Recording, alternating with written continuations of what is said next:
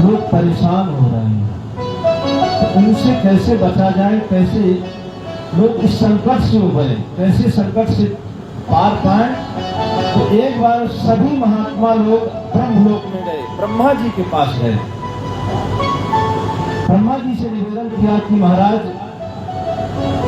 हमको ऐसा कोई स्थान बताइए जहां हम एकाग्र मन से और शांति से तपस्या कर सकें, साधना कर सकें और भगवान का चिंतन कर सकें। ब्रह्मा जी ने क्या किया कि एक चक्र प्रदान किया और उस चक्र को दिया और चक्र को बताया ऋषि महात्माओं से कि जहां ये चक्र जाकर के गिर जाए उसी स्थान को आप लोग अपनी तपस्थली, अपनी साधना का स्थान बना दीजिएगा। चक्र कौन सा था? कोई दिखने वाला चक्र नहीं था। चक्र तो एक ही है ना, जो भगवान नारायण के पास है, जिसका नाम है सुदर्शन चक्र। तो ब्रह्मा जी ने मनो में चक्र को छोड़ा। अब ऋषि महात्मा उसके पीछे पीछे आ रहे हैं और चलते चलते सारे विश्व में वह चक्र भ्रमण करता रहा और जाकर के एक ऐसे स्थान पर गिरा जहां निर्जन वन था, कुछ था ही नहीं, सिर्फ वन ही वन था। वहां जाकर के वह चक्र गिरा और निमिष मात्र में आकर के गिरा और जहां पर उसके अरे गिरे उस स्थान को नैमिषारण्य क्षेत्र कहा गया। अरण्य बोलते हैं वन को। और निमिष मात्र में आकर के ब्रह्मलोक से आकर के गिरा, इसलिए उस स्थान का नैमिषारण्य क्षेत्र नाम पड़ा। अब सभी महात्मा 88,000 ऋषि महात्मा बैठे हैं वहां और यज्ञ कर रहे हैं। यज्ञ पर यज्ञ करते जा रहे हैं, परंतु उनके मन में शांति नहीं है। यज्ञ का नियम है कि यज्ञ के साथ प्रवचन, सत्संग भी होना चाहिए, तब जाकर के यज्ञ का पूर्ण फल मिलेगा। अगर प्रवचन नहीं है उसमें तो यज्ञ का पूर्ण फल नहीं मिलता है। ऋषि महात्मा लोग परेशान थे कि हम लोग सुबह से प्रातः काल से उठ करके संध्या वंदन करते हैं और यज्ञ कर रहे हैं, परंतु हमारे मन में शांति क्यों नहीं है।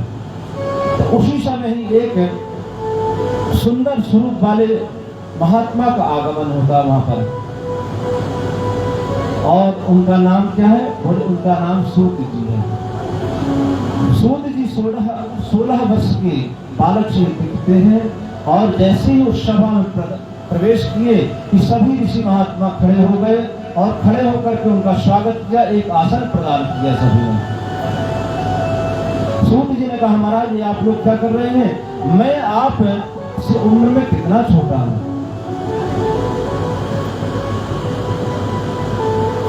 तो बहुत सुंदर बात कही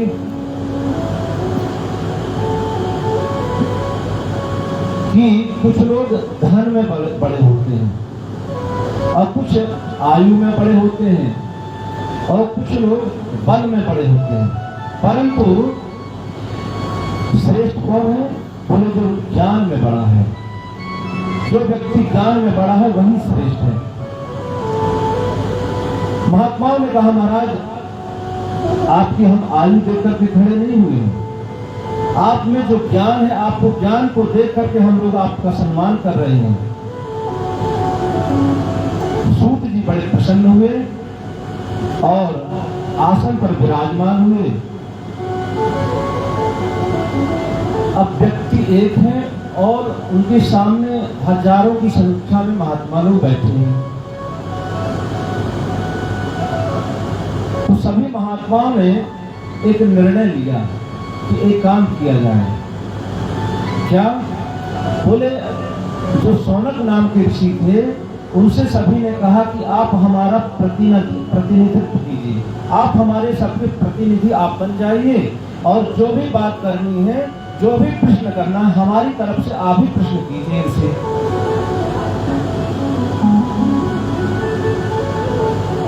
एक व्यक्ति बोलने वाला हो, जवाब देने वाला हो और 100 व्यक्ति अगर एक साथ में प्रश्न करेंगे तो गड़बड़ हो जाएगी। तो जवाब देने वाला समझ ही नहीं पाएगा कि क्या जवाब दूं। तो सभी ऋषि महात्मा ने शौनक जी को अपना प्रतिनिधि बनाया और शौनक जी सूत जी से प्रश्न कर रहे हैं। क्या प्रश्न कर रहे हैं? शौनक उवाचा अज्ञानध्वांत विध्वंसा कोटिशूर समप्रभा सूताख्याहि कथा सारम मम कर्ण रसायनम। तो शौनक आदि ऋषि प्रश्न कर रहे हैं सूत जी से गुरुदेव, अज्ञान अध्वांत विध्वंसा कोटिशूर समप्रभा। बहुत सुंदर बात कर रहे हैं शौनक आदि ऋषि। कह रहे महाराज, एक सूर होता है वो भी प्रकाश करता है और 100 सूर होते हैं वो भी प्रकाश करता है, परंतु अज्ञान अध्वांत विध्वंसा कोटिशूर समप्रभा, आप एक नहीं करोड़ों सूर्यों के समान हैं।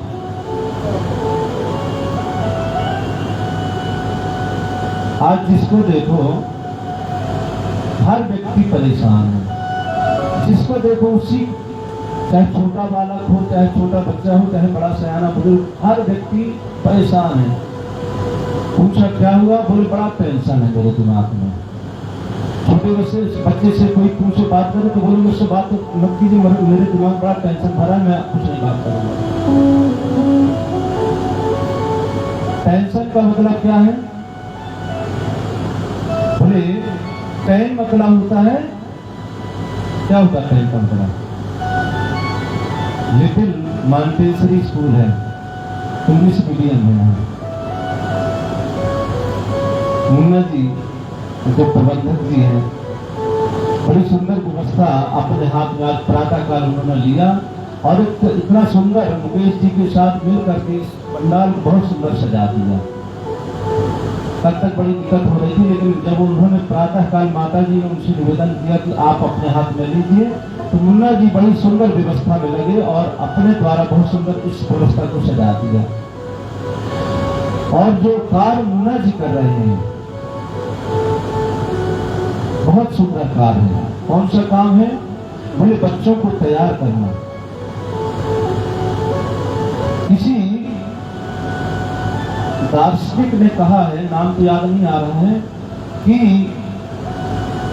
संपत्ति इकट्ठा करना उतना महत्व नहीं रखता है।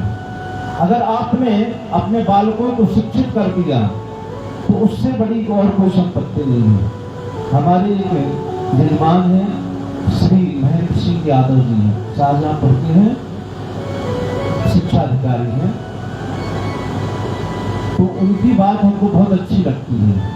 छोटे से ही उन्होंने अपने बच्चों को इतने संस्कार देना प्रारंभ कर दिया कि उनके बच्चे नवरात्रि में पहले पाठ कराते थे। जब छोटे छोटे बच्चे थे तो अगर कोई घर में सूतक पड़ जाए, अशुद्धि हो जाए, तो हम लोग जैसे कह देते कि सर ऐसी बात है, सूतक पड़ गया घर में, तो ऐसा हो कि हम लोग अपने कमरे में कर लेंगे, अपने घर में कर लेंगे पाठ। तो बोले तो मुझे विश्वास है कि आप लोग कर लेंगे, परंतु मेरी इच्छा है कि आप आइए मेरे घर में और एक तरफ आप अपने स्वयं व्यवस्था रखिए, खाने पीने की अपनी बनाइए और पाठ कीजिए। क्यों? बोले आप मेरे यहाँ पाठ करेंगे, पूजा करेंगे तो मेरे बच्चों पर इसका संस्कार पड़ेगा। और वास्तव में इतना सुंदर संस्कारी उनके बच्चे हैं। रामायण का पाठ वो अपने बच्चों को एक नियम से कि आज इतने बजे तक करना है। गीता का पाठ है, जो इस्कान के द्वारा जो गीता निकली है मोटी, उसका अर्थ सहित जो आती उसका पाठ करवाते थे, हवन करवाते थे। इतना सुंदर संस्कार बच्चों पर डाला। आज वो बच्चे बड़े बड़े हो गए हैं, अब तो दूर दूर रहते हैं, तो बड़ी खुशी होती है हमको देख करके उनके परिवार को। पूरा परिवार इतना शिक्षित संस्कारी, ना लहसुन प्याज कोई भी उनके परिवार में छूटा नहीं है। अभी 10 इसी मई से उनके यहाँ भी भागवत का आयोजन शाहजहांपुर जिला है, महेंद्र सिंह यादव जी के यहाँ 10 तारीख से कथा का आयोजन है। तो कहने का मतलब है कि जिसको देखो उसके अंदर टेंशन भरा है। क्यों टेंशन भरा है?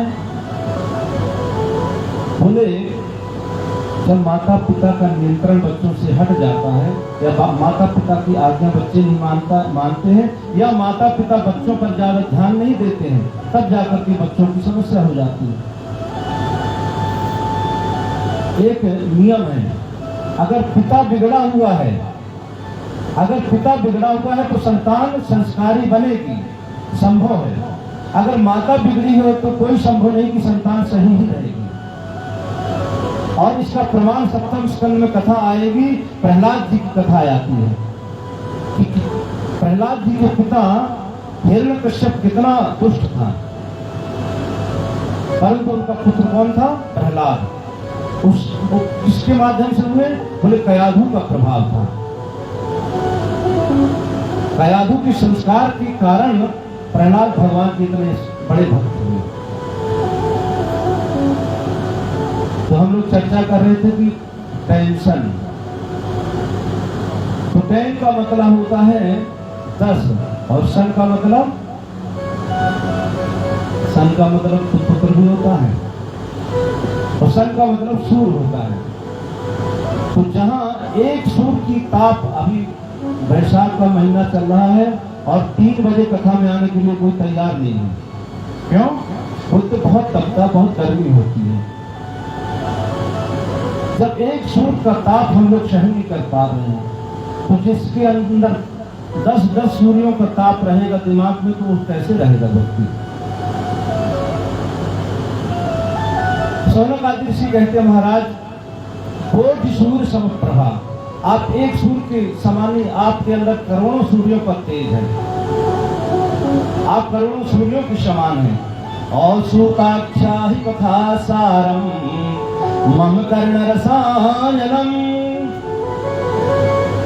हे सूत जी, आप हमको ऐसी कथा सुनाइए जो हमारे कर्णों को रसायन भूत हो,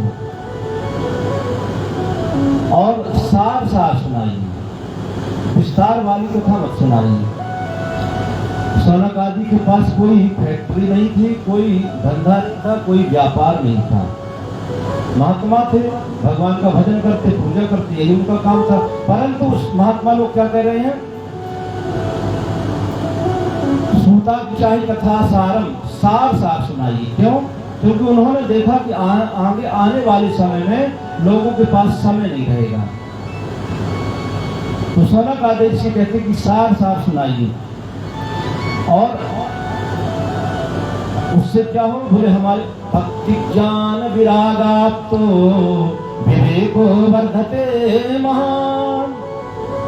ऐसी कथा सुनाइए जिसमें भक्ति की प्राप्ति हो और हमारे विवेक की वृद्धि हो।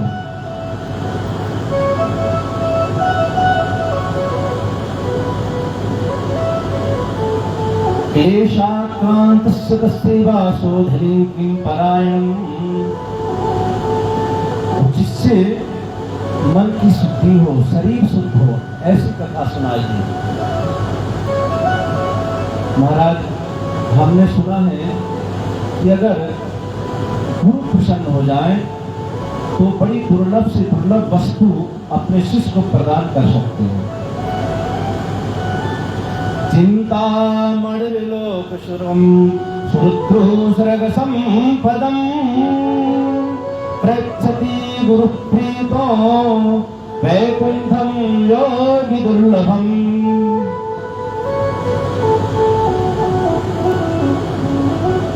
चिंतामणि होती है ना,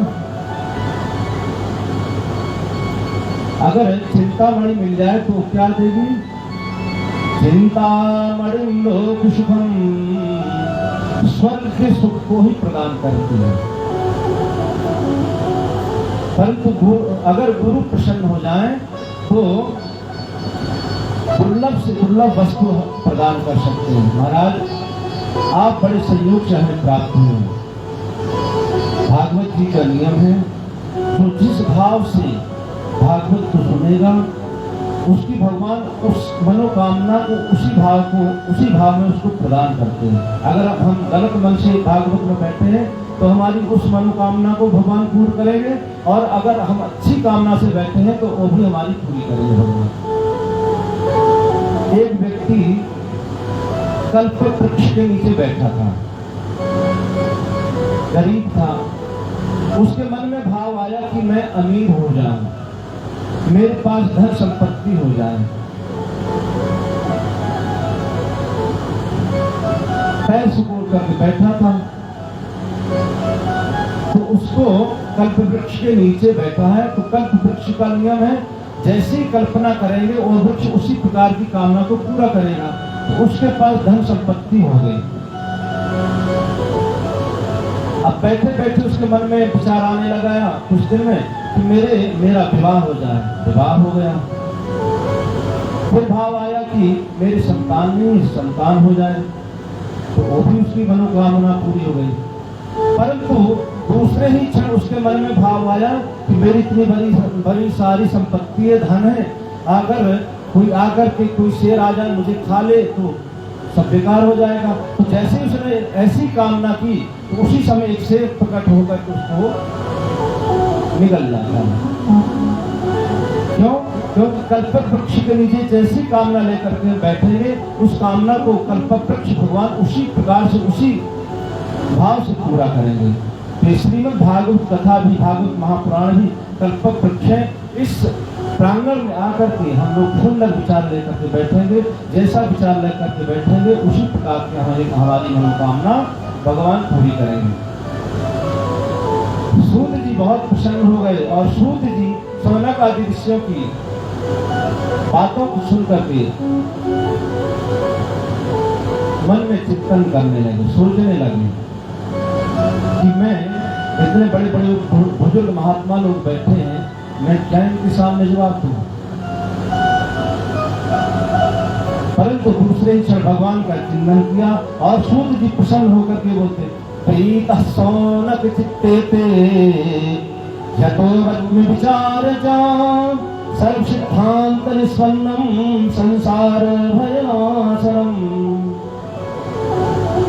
काल त्रास निर्णास हेतवे श्रीमद्भागवतम शास्त्रम कलोकीरेण भासितम। अभी बताया था कि संसार परिवर्तनशील है, चलता रहता। काल है, किसी को नहीं छोड़ता है काल। हम एक नया वस्त्र लाए हैं, बहुत सुंदर नया वस्त्र, महंगा है, 2000 रुपये मीटर कपड़ा लिया, जाकर के उसकी 1000 उसकी सिलाई थी और बहुत सुंदर बना करके लाए और पहन करके हम गाड़ी से जा रहे थे।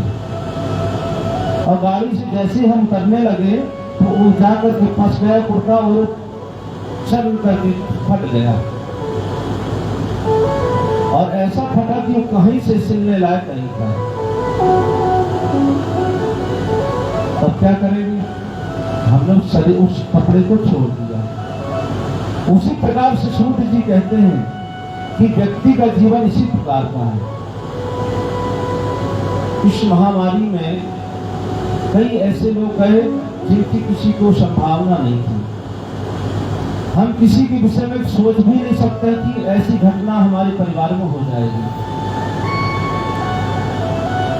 और मुझे तो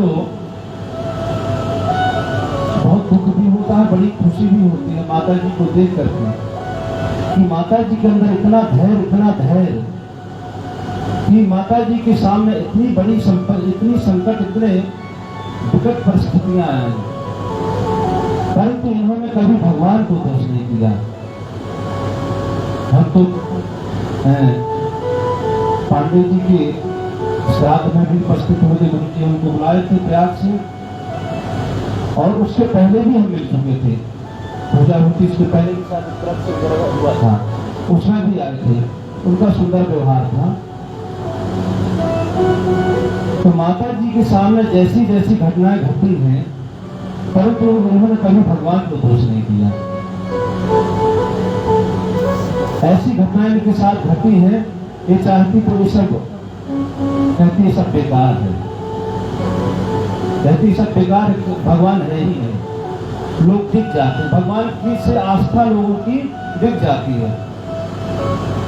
ऐसे ऐसे सब जब संकट आते हैं, परंतु इनके अंदर ऐसा कोई भाव नहीं आया। आज भी भगवान के प्रति विश्वास है और उस विश्वास का ही फल है कि आज उनकी पुत्रियां पुत्रवती बैठी हैं। अगर ये विश्वास नहीं होता तो आज वो लोग परेशान होते, परंतु भगवान की इतनी इनके ऊपर कृपा है कि वो किसी ना किसी रूप में उनके जो पूर्वज है आज उनके पुत्रियों के घर में पधारे हैं। तो भगवान के ऊपर जब विश्वास होता है तो भगवान उसका फल कहीं ना कहीं देते हैं। हम अपने प्रारब्ध को मिटा नहीं सकते हैं और जो हम अभी जो कर्म कर रहे हैं ये भी नष्ट नहीं होता है, ये कहीं ना कहीं संचित होता रहता है। जैसे हम लोग बैंक में पैसा जमा करते हैं तो पैसा नष्ट नहीं होता है, रखा ही रहता है। मान लीजिए अकस्मात हम ना रहे तो हमारी संतान को पैसा मिलेगा, वो दौड़ धूप करेंगे तो उनको मिलेगा। उसी प्रकार से जो हम अभी वर्तमान में कर रहे हैं वो नष्ट नहीं हो, वो भी संचित हो रहा है और ये नहीं कि हम ही को मिलेगा, हो सकता है हमारे हम जो काम कर रहे हैं हमारे परिवार वालों को मिले और मिलता भी है। हमने कई लोगों को देखा है कि कुछ नहीं करते हैं फिर भी वो लोग सुखी रहते, प्रसन्न रहते हैं, और कई लोग ऐसे हैं कि हमेशा पूजा पाठ भगवान का ध्यान करते रहते हैं, वो लोग दुखी रहते हैं। क्यों दुखी रहते हैं? तो प्रारब्ध है, प्रारब्ध कहीं कोई नहीं मिटा सकता है। प्रारब्ध अगर मिटा सकते तो भगवान राम कभी बन नहीं जाते। नारद जी का श्राप हुआ था भगवान राम को, भगवान नारायण के अवतार में जब थे तो भगवान चाहते तो उस श्राप को मिटा सकते थे, परंतु भगवान ने उस श्राप को मिटाया नहीं। भगवान ने कहा कि अगर मैं इस श्राप को मिटा दूंगा तो लोग प्रारब्ध से विश्वास हट जाएगा, मिट जाएगा। भगवान श्री कृष्ण कभी परिवार से अलग नहीं होते, गोपियों से अलग नहीं होते, अगर प्रारब्ध को मिटा देते तो प्रारब्ध कभी मिटता नहीं है, वो अपना फल दिखाता है, परंतु जो संचित हमारे कर्म में वो भी अपना फल दिखाएगा। आपने देखा होगा कुछ ऐसे वृक्ष होते हैं कि हमने लगाया और साल भर में उसका फल आ जाता है, और कई ऐसे भी वृक्ष होते हैं कि 20 साल 25 साल बाद फल देते हैं, और कई ऐसे वृक्ष होते हैं कि हम लगाते हैं और उसका फल दूसरी पीढ़ी को प्राप्त होता है। उसी प्रकार से जो हम शुभ कर्म करते हैं उसका फल भी मिलेगा, अगर हमने गलत कर्म किया तो उसका भी फल हमको मिलेगा। हमको नहीं मिलेगा, हमारे परिवार को मिलेगा, हमारी आने वाली पीढ़ी को मिलेगा। सूत जी कहते हैं कि मानव का जीवन कैसा है, काल अपना मुख फाड़ करके बैठा है और सारा संसार उसके मुख में जा रहा है। एक सर्प है और उस सर्प ने मुख फाड़ करके रखा है, उस सर्प के मुख में जाकर के एक चिड़िया जाकर के बैठ गई। आप लोग विचार कीजिए कि उस चिड़िया का जीवन कितने दिन का होगा, उस चिड़िया का जीवन कितने दिन का माना जाएगा। जिस सर्प ने अपने मुख फाड़ करके बैठा, जो सर्प उसके मुख पर चिड़िया बैठ गई है, तो उस चिड़िया का जीवन कितने समय का कहा जा सकता है।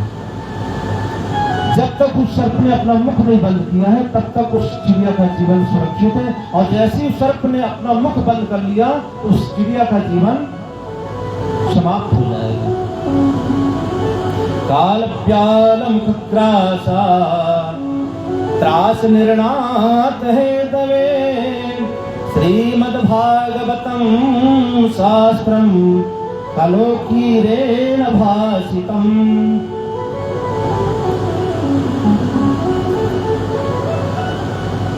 उससे पार पाने के लिए क्या है, भूले कलियुग में कीरे ना सुख के द्वारा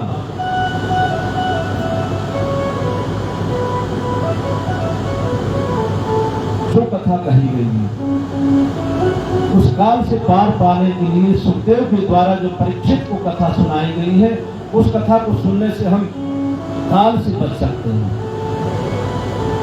काल से बचने का मतलब ये नहीं है कि हमारी मृत्यु नहीं होगी, मृत्यु तो अनिवार्य है,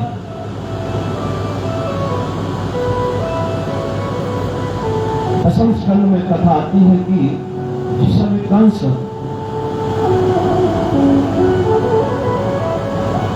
वसुदेव और देवकी को कारागृह में डाल देता है, तो वसुदेव और देवकी ने कंस से कहा, महाराज आप अपनी मृत्यु से कब तक बचेंगे? हर व्यक्ति की मृत्यु उसके पीछे पीछे छाया के रूप में चलती रहती है, तो हम अपनी मृत्यु को टाल नहीं सकते हैं, परंतु उनको उसको सुंदर बना सकते हैं। उस मृत्यु को उसको सुंदर कैसे बनाए? बोले भगवान का भजन करते हैं।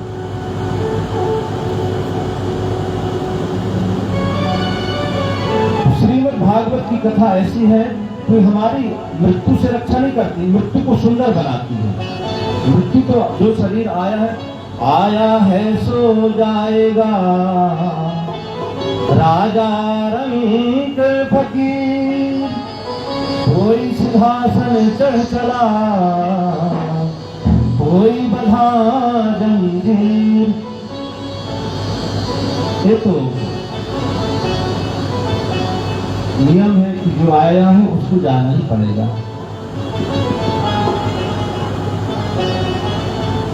सूत जी कहते हैं कि श्रीमद् भागवत की कथा उस मृत्यु से पार कैसे कराती है, उस व्यक्ति की मृत्यु को कैसे सुंदर बनाती है, इसका वर्णन श्रीमद् भागवत को सुनने से प्राप्त होता है। एक बार की बात है कि जिस समय सुखदेव जी राजा परीक्षित को कथा प्रारंभ कर रहे थे, तो उसी सभा में देवता लोग अमृत कलश लेकर के आ गए। एवं विनिमय जाता सुधाराज्ञा प्रपीयता, कथा स्वाम प्रेक्षस्व गृहीत्वैव सुधानिमां। सुधा अर्थात अमृत को लेकर के आए, और क्या इच्छा से आए? एवं विनिमय जाता, अदला बदली की इच्छा से। सुखदेव से कहा, महाराज एक निवेदन है। क्या निवेदन है? बोले आप परीक्षित को अमर करना चाहते हैं तो इस अमृत को प्रदान कर दीजिए और उनको पिला दीजिए, अमर हो जाएंगे। हमको आप कथा अमृत प्रदान कीजिए, कथा हमको सुना दीजिए। सुखदेव जी ने परीक्षित से पूछा, राजन तुम्हारी क्या इच्छा है? अमर होना चाहते हो या कथा सुनोगे? परीक्षित ने पूछा, महाराज इन दोनों में अंतर क्या है? अमृत में और कथामृत में अंतर क्या है? तो सुखदेव जी कहते हैं, राजन अंतर यही है कि जो अमृत सुधा जो अमृत है वो जाकर के वैकुंठ स्वर्ग लोक की प्राप्ति करा देगा। तो महाराज क्या फिर मेरा शरीर दोबारा इस संसार में आएगा? नहीं। बोले आएगा जरूर। क्षीणे पुण्य मर्त्यलोके विशन्ति, जब वहां स्वर्ग में आप रहोगे, जब तक आपका पुण्य है तब तक वहां रहोगे, और जैसे आपके पुण्य क्षय हो जाए, पुण्य नष्ट हो जाएंगे, तो फिर से आपको उस पृथ्वी लोक में आना पड़ेगा। और कथा का क्या मतलब है? बोले कथा का यही मतलब है कि कथा जो सुन लोगे तो फिर इस संसार में आना जाना तुम्हारा नहीं होगा। परीक्षित ने कहा, महाराज तो मुझे कथा ही सुनाई, मुझे अमृत नहीं लेना है। सुखदेव ने देवताओं से कहा, आप ही बताइए क्या करना है। देवता लोग अपना मुंह लटका करके वहां से चले गए और सीधे ब्रह्मलोक में गए। ब्रह्मा जी के पास जाकर के महाराज कहा, ये सब क्या हो रहा पृथ्वी लोक में? ब्रह्मा जी ने कहा, क्या हुआ? बोले महाराज हम लोग पृथ्वी लोक में गए थे और हमारी इतनी अवहेलना, इतना अपमान हमारा जीवन में कभी नहीं हुआ। बोले क्या हुआ? बोले हम कथा में पान करने के लिए गए थे, हमको वहां से भगा दिया गया। ब्रह्मा जी नेत्र बंद करके बैठ गए और समाधि में बैठ गए और तुलना करने लगे। लघु नन्नानि जातानि गौरवेण इदं महत्। एक तराजू लिया, तो व्यापारियों वाला तराजू नहीं लिया ब्रह्मा जी ने, मन के तराजू में। ब्रह्मा जी समाधि में बैठ गए और मन का तराजू लिया और एक तरफ उन्होंने संसार के सारे पदार्थ, सारे ग्रंथ रख दिए इतिहास, पुराण, वेद आदि रख दिया और एक पन्ने पर श्रीमद् भागवत को रखा। लघून्यानि जातानि गौरवेण इदं महत्। जिसमें वजन होगा और जो हल्का होगा, जिसमें वजन होगा वो अपने आप धीरे धीरे धीरे धीरे धीरे दब जाएगा, वो पल्ला अपने आप भारी जो होगा दबा रहेगा, और जिसमें वजन नहीं होगा वो अपने आप उठ जाएगा। ब्रह्मा जी ने कहा, देवताओं ये कोई साधारण ग्रंथ नहीं है, ये साक्षात नारायण का स्वरूप है। श्रीमद् भागवत कोई साधारण ग्रंथ नहीं है। और देवता लोग वहां से प्रस्थान कर गए। सूत जी कहते हैं कि जन्मांतरे भवेत् पुण्यम तदा भागवतम लभेत्। भागवत ऐसे ही प्राप्त नहीं हो जाती है। जन्मांतरे भवेत् पुण्यम तदा भागवतम लभेत्। एक जन्म नहीं, अनेक जन्मों के जब पुण्य संचित होते हैं और उस पुण्य का जब फल प्राप्त होता है, तब उस फलस्वरूप श्रीमद् भागवत कथा सुनने का अवसर प्राप्त होता है हमको।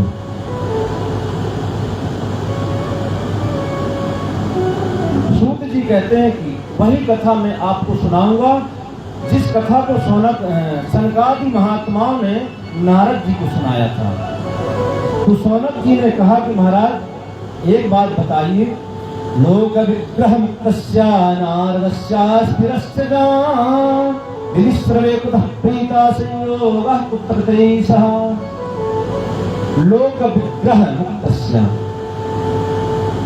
लोक विग्रह मुक्तस्य, युक्तस्य नहीं, लोक विग्रह से मुक्त नारद जी, उन्होंने कैसे कथा को सुना जो हमेशा चलने वाले थे, और 7 दिन स्थिर होकर उनको कैसे कथा सुनने का अवसर प्राप्त हुआ, कैसे उन्होंने कथा सुनी। हमारे मन में संदेह है। और हमने सुना है कि नारद जी सदा एक दूसरे से झगड़ा लगाते रहते हैं। लोग सोचते हैं कि नारद जी कमेडियन है, नारद जी जहाँ आते हैं तो वहां हंसी ही हंसी होती है। परंतु भागवत में लिखा कि नारदो देव दर्शन, जिसको नारद जी मिल गए, जिसको नारद जी का दर्शन हुआ, उसको भगवान मिलना पक्का है, चाहे वह राक्षस हो, लेने आना पड़ा। सदा लोगों को भगवान का दर्शन कराने वाले नारदो देव दर्शन। सौनक आदि ऋषि कहते हैं कि ऐसे नारद जी जो स्थिर न रहने वाले, कैसे उनको कथा सुनने का अवसर प्राप्त हुआ। और सनकादि ऋषि जो हमेशा भगवान के चिंतन में रहते हैं, उन्होंने कैसे कथा सुनी।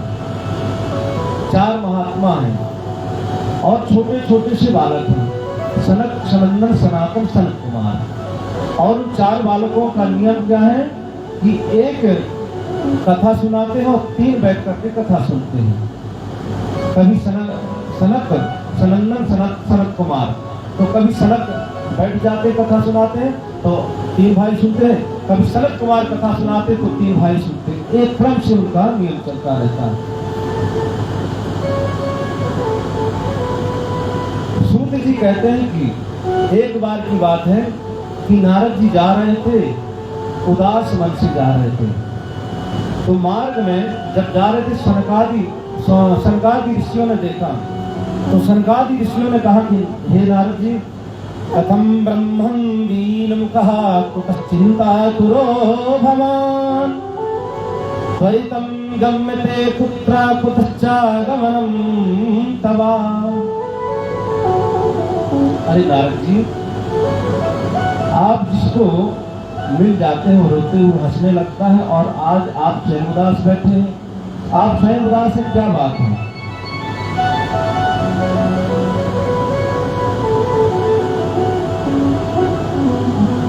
तब नारद जी ने कहा, महाराज मेरी उदासी का, मेरे दुख का कारण क्या बताऊं। बहुत बड़ा उसका कारण है। क्या कारण है? तब नारद जी विस्तार से कथा सुनाते हैं कि मेरे दुख का कारण क्या है।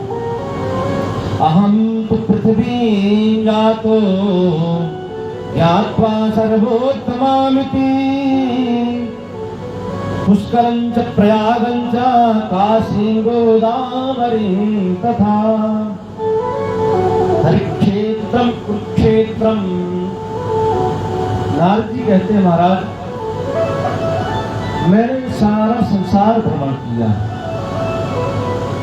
परंतु पृथ्वी लोक की मैंने बहुत प्रशंसा सुनी थी। कई लोकों में गया, जहां भी जाता वहां पृथ्वी लोक की प्रशंसा लोग करते थे। वही प्रशंसा सुनकर के मैं पृथ्वी लोक में आया था। और पृथ्वी लोक में जब आया तो यहाँ की स्थिति देख करके मुझे बड़ा कष्ट हुआ। तो सबसे पहले नारद जी ने कहा, मैंने सोचा कि चलता हूँ, मेरे जो पिता का घर है वहां जाता हूँ। तो सबसे पहले नारद जी का कहा गए, अहम तो पृथ्वी जातो, पृथ्वी में आकर के सबसे पहले पुष्कर में गए। पुष्कर तीर्थों का गुरु है। तो नारद जी ने सोचा कि सबसे पहले गुरु के पास जाना चाहिए। गुरु की स्थिति क्या, अगर गुरु कष्ट में है तो जरूर है कि समाज कष्ट में रहेगा। अगर हमारे शिक्षा देने वाले शिक्षक लोग कष्ट में हैं तो जो पढ़ने वाले छात्र उनकी शिक्षा कोई गारंटी नहीं है कि वो शिक्षित ही बालक होंगे। शिक्षा और सिपाही ये दो ऐसे लोग हैं जिन पर सरकार का हमेशा फोकस रहना चाहिए। अगर ये दो लोग सही है तो हमारा राष्ट्र अंदर बाहर से दोनों तरफ से सुरक्षित रहेगा। अगर सिपाही प्रसन्न है, सुखी है, तो जो हमारी सीमाएं हैं वो सुरक्षित है। अगर शिक्षक अगर शिक्षित है और शिक्षक अगर प्रसन्न है तो हमारे जो अंदर का जो वातावरण है, जो समाज है वो शिक्षित बनेगा। शिक्षक मतलब गुरु। तो नारद जी ने सोचा कि सबसे पहले गुरु के पास चलना चाहिए। गुरु की स्थिति क्या है। तो नारद जी जैसे ही वहां पहुंचते तो वहां देखा कि बहुत सारी खेती हो रही है। खेती क्या हो रही है, बोले गुलाब की खेती हो रही है। नारद जी बड़े प्रसन्न हो गए कि ये गुलाब की खेती हो रही है, हो सकता है भगवान की पूजा के लिए जा रहा हो। परंतु दूसरे क्षण देखा कि वो जो गुलाब की खेती हो रही है उसको तोड़ तोड़ करके लोग ले जा रहे हैं, गट्ठर बांध करके एक ऐसे स्थान पर जा रहे हैं ना कोई आकार है ना कोई प्रकार है। नारद जी को बड़ा कष्ट हुआ, बड़ा दुख हुआ। अरे ये मेरे पिता का गुरु का घर है और यहाँ की स्थिति है। पुष्करंच प्रयागंच। नारद जी ने सोचा चलता हूँ राजा के पास चलता हूँ, क्योंकि तीर्थराज जो है सभी तीर्थों के राजा हैं। अगर राजा ही ठीक नहीं है तो समाज ठीक नहीं रहेगा। तो नारद जी प्रयाग में आए और प्रयाग में आकर के देखा तो यहाँ की स्थिति भी ठीक नहीं लगी उनको। पुष्करंच प्रयागंच। और नारद जी और आगे बढ़े तो आकर कहाँ आ गए, काशी में आ गए। पुष्करंच प्रयागंच काशी गोदावरी तथा। काशी में आए नारद जी तो यहाँ देखा कि बड़े बड़े महात्मा तो बहुत हैं, परंतु उनमें वो शक्ति नहीं है। सिर्फ धन के लोग बने हैं महात्मा लोग। अगर कोई धनी व्यक्ति आ जाता है उसकी खातिरदारी अधिक करते हैं, और कोई गरीब व्यक्ति आ जाता है तो उसको साइड कर देते हैं, बगल कर देते हैं। एक व्यक्ति आया काशी में, गरीब था, और महात्मा के पास आके खबर भिजवाया कि मैं महात्मा जी से, गुरु जी से कुछ पूछना चाहता हूँ। पहले तो लोगों ने मना कर दिया, परंतु बार बार आग्रह किया। गरीब था, उससे मिलना चाहते नहीं थे लोग। परंतु जब उसको बुलाया गया तो उसने कहा, महाराज मैं ब्रह्म विद्या जानना चाहता हूँ, ब्रह्म के विषय में जानना चाहता हूँ। महात्मा ने कहा कि इसको साइड में ले जाकर ब्रह्म नाले के पास ले जाओ, उसको ब्रह्म ज्ञान करा दो। तो काशी गोदावरी तथा, मैं काशी में आए तो स्थिति देखी, इसके बाद गोदावरी नासिक आदि गया। हरिक्षेत्रम कुरुक्षेत्रम श्रीरंगम सेतुबंधनम एवमादिशतीर्थेषु भ्रममाणयतस्ततः। सारे तीर्थ में भ्रमण करता रहा, परंतु मेरे मन को शांति कहीं नहीं मिली। नारद जी ने बहुत पुरुषों का वर्णन किया है, घर परिवार में कैसे कैसे लोग हैं। 4 भाई हैं और चारों में एकता नहीं है, चारों भाइयों में वैमनस्यता है। एक व्यक्ति जा रहा है, पीछे से किसी व्यक्ति ने उससे पूछा, महाराज भैया एक इधर जाना का रास्ता बता दें बगल में। तो व्यक्ति पीछे मुड़कर के ऐसा जवाब देता है कि कूट भाषिणा, ऐसा जवाब देता है कि वो व्यक्ति दुखी हो जाता है। होता मैं कोई खबरी हूं क्या, तुमको स्थान का नाम बताऊं? मंदास मंद भगजो मंद भाग्या पत्रिका। लोग मंद बुद्धि हो गए हैं और उसका परिणाम क्या है? आपस में लोग झगड़ा करते हैं। कन्या विक्रयणो दंपतियां च केवलम। कन्याओं का विक्रय हो रहा है। लोग विवाह करते हैं और विवाह में जाकर के ऐसी ऐसी मांग करते हैं। अभी कुछ दिन की बात है, लगभग 10 दिन हुए, जहाँ की अभी चर्चा कर रहे थे, महेंद्र सिंह यादव जी के हम घर गए थे, वहाँ कथा जहाँ हम तो स्थान देखने गए थे। तो बगल में उनके एक परिवार था, उनकी एक कन्या थी। उस कन्या की उम्र थोड़ा अधिक हो गई थी, उसका विवाह नहीं हो रहा था। संयोग से कहीं विवाह लगा तो देखने वाले जब आए, उस कन्या को देख करके सीधे मना कर दिया कि इसके साथ हमारा अपने बच्ची का विवाह नहीं करेंगे। क्यों? ये लड़की ठीक नहीं लगती, सुंदर नहीं है और इसकी उम्र अधिक हो गई है। और इसका प्रभाव क्या पड़ा कि वो लड़की डिप्रेशन में चली गई, एकदम कोमा में चली गई लड़की।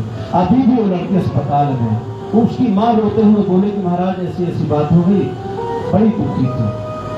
तो कन्या विक्रयणो था और दंपति नाम चकल कलम। आज विवाह हुआ और कल कोर्ट कचहरी के चक्कर लोग लगा रहे हैं। क्यों? जहां पर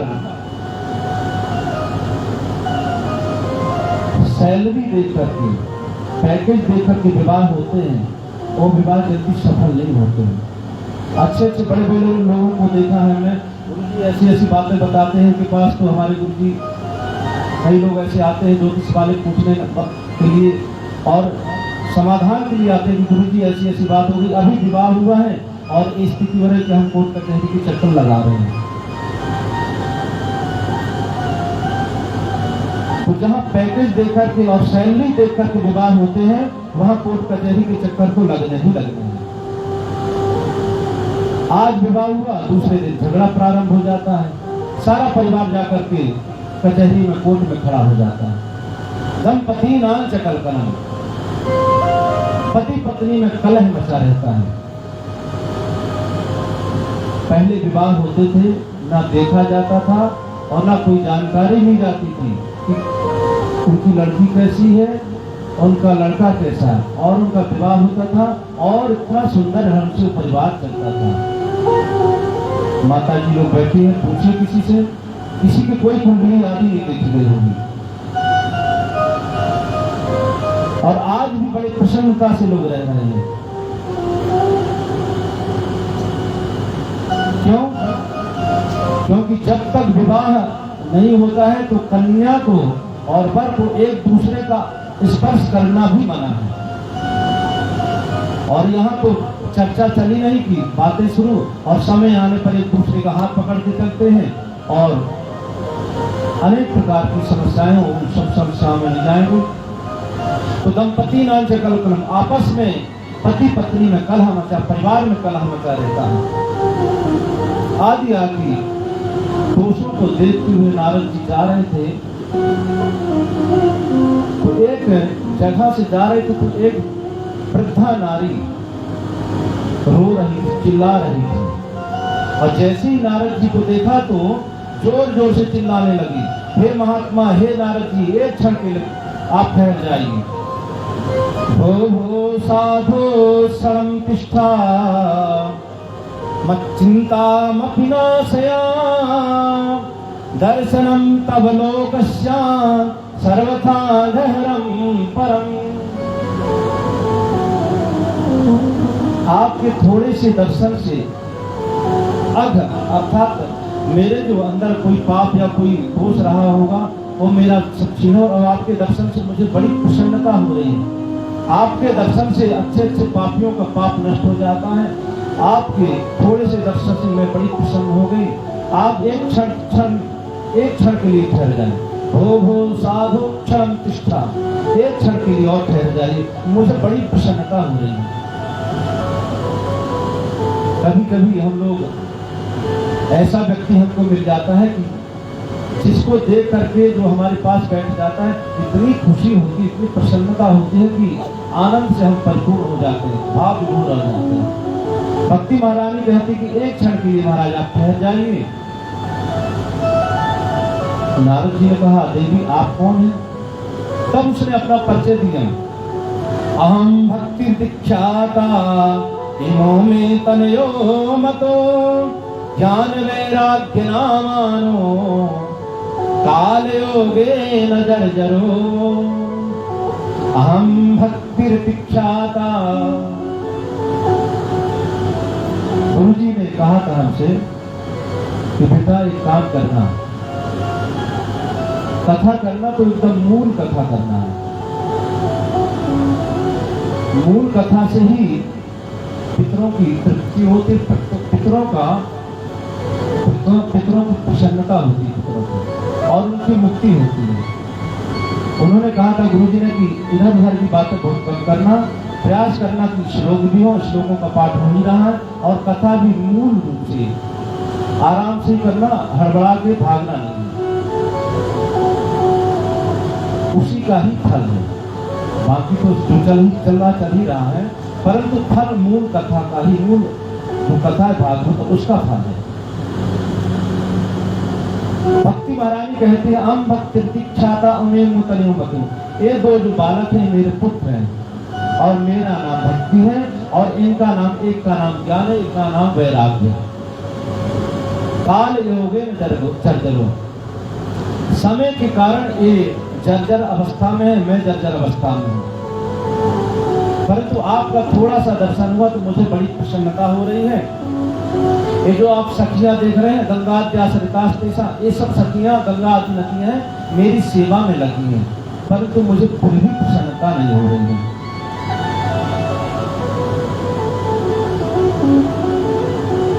आप थोड़ा यहाँ ठहर गए, मुझे बड़ी प्रसन्नता हो रही। नारद जी ने पूछा, आप और परिचय दीजिए। तब भक्ति महारानी ने अपना पूरा परिचय दिया कि कैसे मैं पन्नी, कैसे मेरा जन्म हुआ और कैसे मैं यहाँ तक पहुंची। तो भक्ति महारानी अपना परिचय दे रही। क्या परिचय दे रही है? उत्पन्ना त्रिवेशाहं पृथ्वीं कर्णाटके तथा क्वचिन् महाराष्ट्रे गुर्जरे जीर्णतां गता। उत्पन्ना द्रविणेशाहं, मेरा जन्म द्रविड़ देश में हुआ, और धीरे धीरे आगे बढ़ी पृथ्वी कर्नाटक गता। धीरे धीरे आगे बढ़ी तो कर्नाटक में आते आते मेरी बड़ी पूजा हुई, लोगों ने मुझे बहुत पूजा। और जितने भी भक्ति के आचार्य अधिकतर हुए हैं, ज्यादातर दक्षिण से ही है। क्यों? क्योंकि भक्ति महारानी का वहां बड़ा सम्मान है। आज भी हम देखते हैं कि साउथ में, दक्षिण में अभी भी संस्कार हैं, बहुत अधिक संस्कार है। हमारे यहाँ तो काफी संस्कार लोप हो रहे हैं, परंतु वहां अभी भी संस्कार है, चाहे धार्मिक हो चाहे मंदिर का हो, कोई भी हो, वहां अभी भी काफी हद तक जीवित है। क्यों? क्योंकि वहां भक्ति महारानी का प्राकट हुआ। उत्पन्ना द्रविणेशाम वृद्धिं कर्णाटके तथा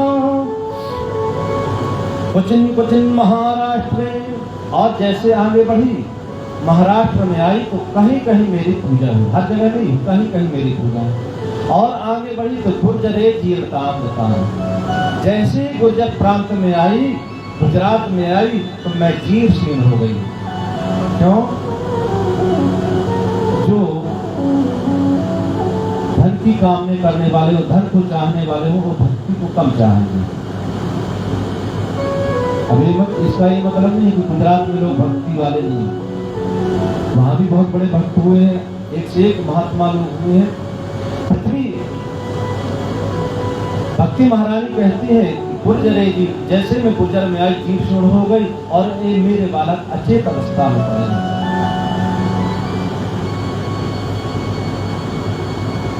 परंतु मैं वृंदावन में जब आई और वृंदावन पुनः प्राप्य नवीन स्वरूपणी जाता हम युक्ति सम्यक प्रेष्ठ रूपात सांप्रतम। जैसे मैं वृंदावन में आई तो मैं तरण हो गई। गुजरात और राजस्थान वालों का नियम होता है कि माह में एक बार वो लोग गोवर्धन की परिक्रमा करने आते हैं, गिरिराज की परिक्रमा जरूर करते हैं। भगवान बांकी बिहारी का दर्शन करेंगे और जन्मस्थली का दर्शन करेंगे और परिक्रमा जरूर करते हैं। 21 किलोमीटर की गिरिराज की परिक्रमा है। अब आप लोगों में से किसने किया है तो पता नहीं, परंतु प्रभु की कृपा से ऐसा सौभाग्य प्राप्त हुआ। हमें लगभग 7-8 घंटा लगा था।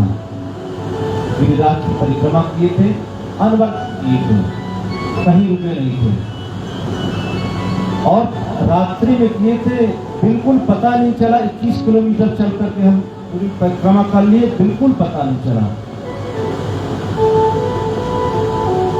तो गुजरात और राजस्थान वालों का नियम होता है, वो लोग एक बार माह में, महीना में एक बार जरूर परिक्रमा करने आते हैं गिरिराज की। तो उसी में ही एक व्यक्ति आ रहा था राजस्थान से, 4 पहिया गाड़ी लेकर के आ रहा था अपनी, और देखा कि एक महिला जीर्ण शीर्ण अवस्था में पड़ी है, वृद्ध हैं और उनके साथ अस्वस्थ बालक पड़े हुए हैं। तो उन्होंने सोचा कि चलता हूं उनको ले जाकर के अपोलो आदि में ले जाकर एम्स आदि में ले जाऊंगा, इनका इलाज करा दूंगा। और जैसे उनको गाड़ी में बैठाया, आए और जैसे गिरिराज के पास आए और वो परिक्रमा, सोचा परिक्रमा कर लेते हैं, दर्शन कर लेते हैं। जैसे ही वहां उनको छोड़ा तो भक्ति महारानी तरुण हो गई। अब तो भक्ति महारानी ने कहा मैं यहाँ से कहीं जाऊंगी नहीं। नारद जी से कहते हैं भक्ति महारानी कि मैं आकर तरुण हो गई, परंतु जो मेरे 2 बालक हैं ये अभी भी गर्भावस्था में है। अब आप ही बताइए कि किसी की माँ तरुण हो, माँ युवा हो और बालक वृद्ध हो जाए तो उसकी क्या समाज में स्थिति होगी।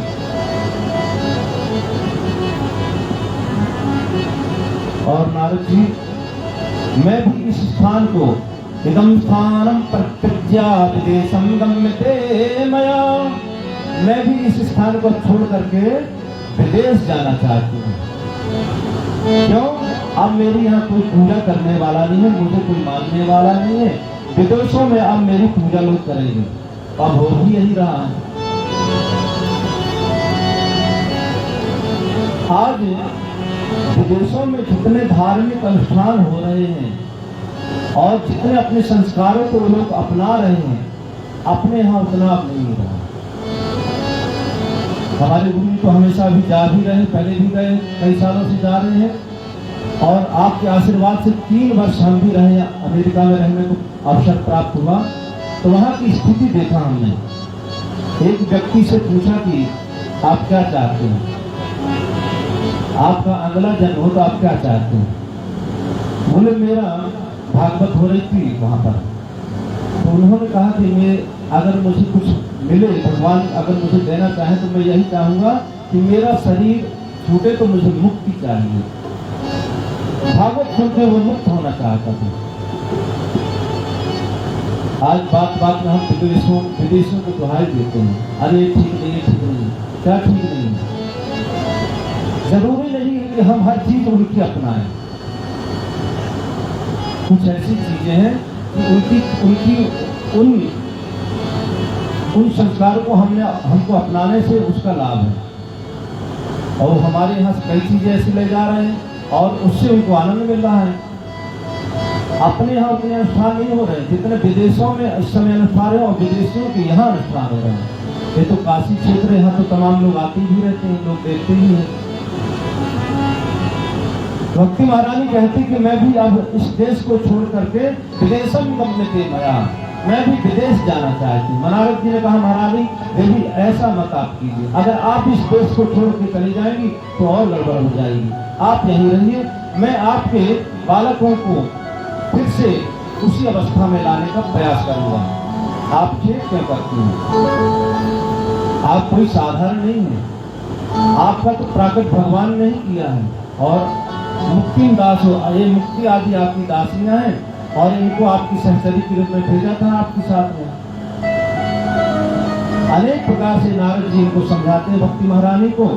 और नारद जी ने अनेक प्रकार से वेदों का उच्चारण किया और कहा कि देवी ये तो वृंदावन का प्रभाव, जिसके प्रभाव से आप तरुण हो गई हैं। और नारद जी ने वेदोपनिषदाम सारा जाता भागवती कथा, वेद आदि का सार बताया।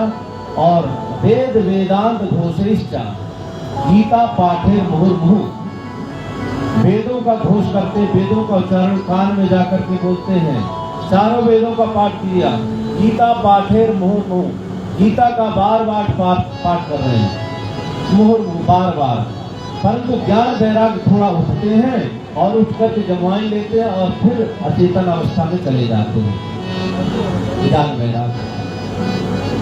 नारद जी को भी बड़ा आश्चर्य हुआ कि अरे आखिर ऐसा हो क्यों रहा है?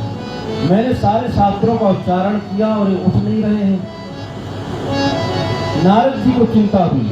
तो नारद जी जब इस प्रकार चिंतित हुए तो उसी समय आकाशवाणी हुई। आकाश देवमवाणी तदेवाभू मार्षे किद्यमिद्यति उत्तमा सभस्तेयं भविष्यति न संशयः। नारद जी आपका जो उद्यम है, आपका जो परिश्रम है वो नष्ट नहीं होगा, आप परेशान मत होइए। अरे नारद जी ने कहा परेशान ना हूँ, मैं इतना परेशान हूँ और इतना सब किया, परेशान तो रहूंगा ही। आकाशवाणी ने कहा कि सत्कर्म कीजिए। अब सत्कर्म क्या है? सत्कर्मणि कृते तस्मिन् सवित्रा पुत्रतानयो। इनकी जो वृद्धता है, जो इनका शरीर नष्ट हो रहा है, इनकी मुक्ति, इनको फिर से उनका शरीर कैसे प्राप्त होगा? बोले सत्कर्म कीजिए। अब नारद जी सोचने लगे कौन सा सत्कर्म करूं, ऐसा कौन सा यज्ञ करूं, कौन सा अनुष्ठान करूं कि ये मुक्त हो जाए। अब सत्कर्म का अर्थ नारद जी को समझ में नहीं आ रहा था। भक्ति महारानी से कहा आपको मैं घर घर में अगर स्थापित न कर दूं तो मैं भी भगवान का भक्त नहीं।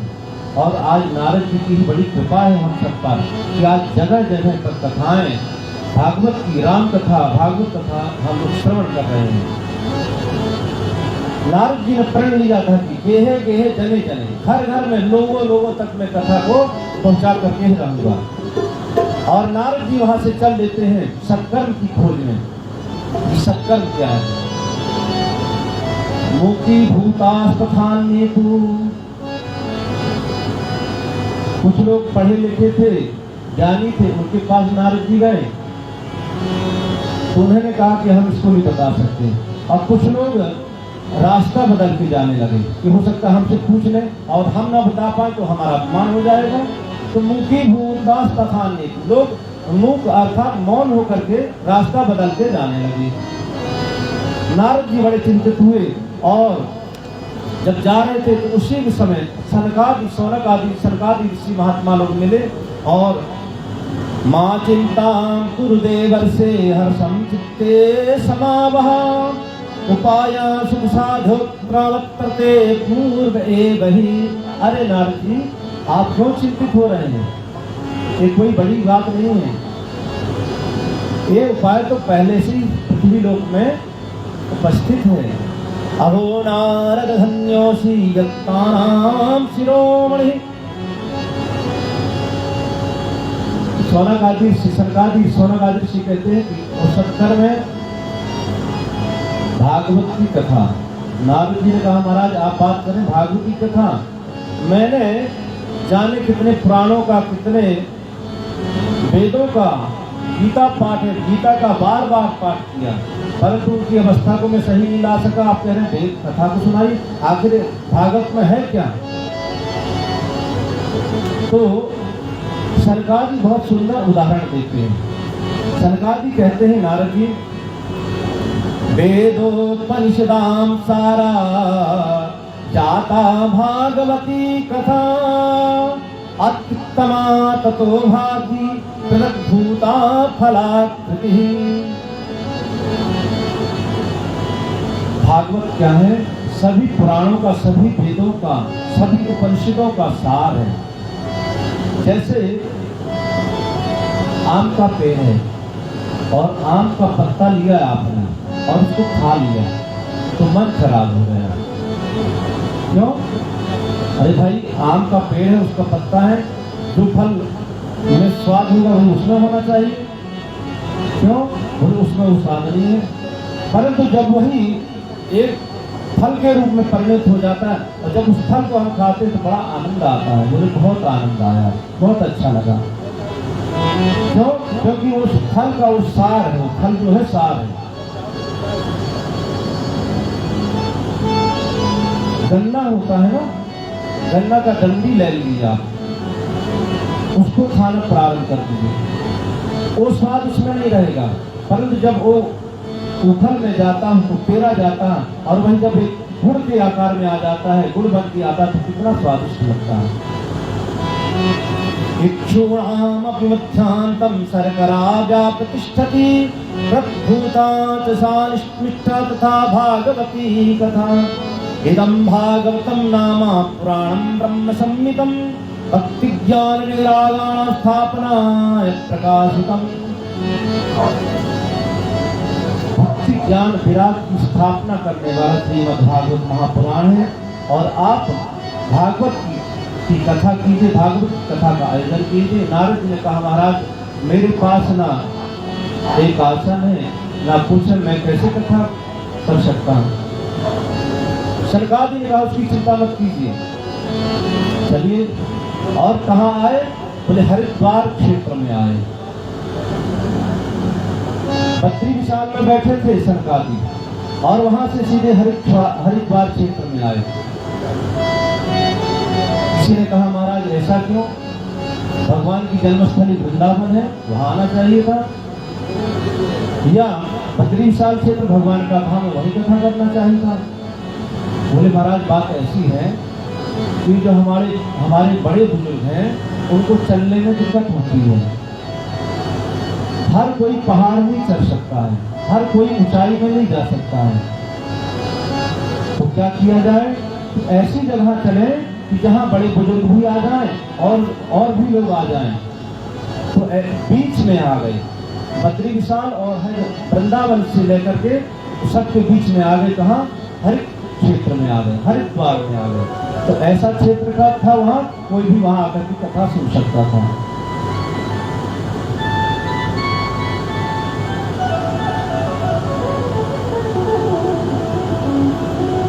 एक बार की बात है कि शिव जी के भक्तों में और भगवान नारायण के भक्तों में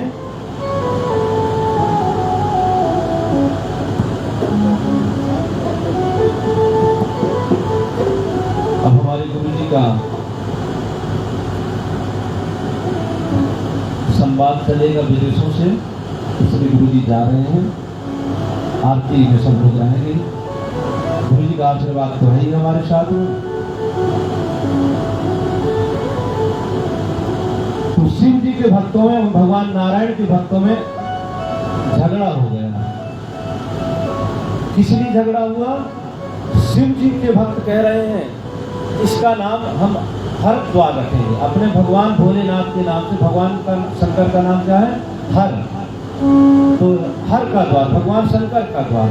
और भगवान नारायण के भक्त, हरि के भक्त कह रहे हैं ना ना, इसका नाम हम हरिद्वार रखेंगे। अब दोनों पक्षों का झगड़ा हुआ और विदेशियों का शासन था, उस समय अंग्रेजों का शासन था। जाकर के कोर्ट में ये बात चली गई, सभी दोनों पक्ष गए और न्यायाधीश जो थे वो अंग्रेज थे। जाकर के महाराज कहा कि ऐसी ऐसी बात हो गई, आप ही बताइए क्या नाम रखा जाए। तो उस अंग्रेज न्यायाधीश ने एक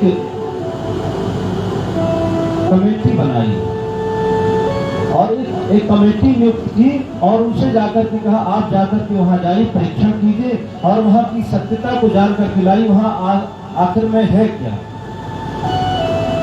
और 4-5 लोग कमेटी थी, वो लोग सब लोग गए और जाकर के लिख करके ले आए और न्यायाधीश के सामने रख दिया।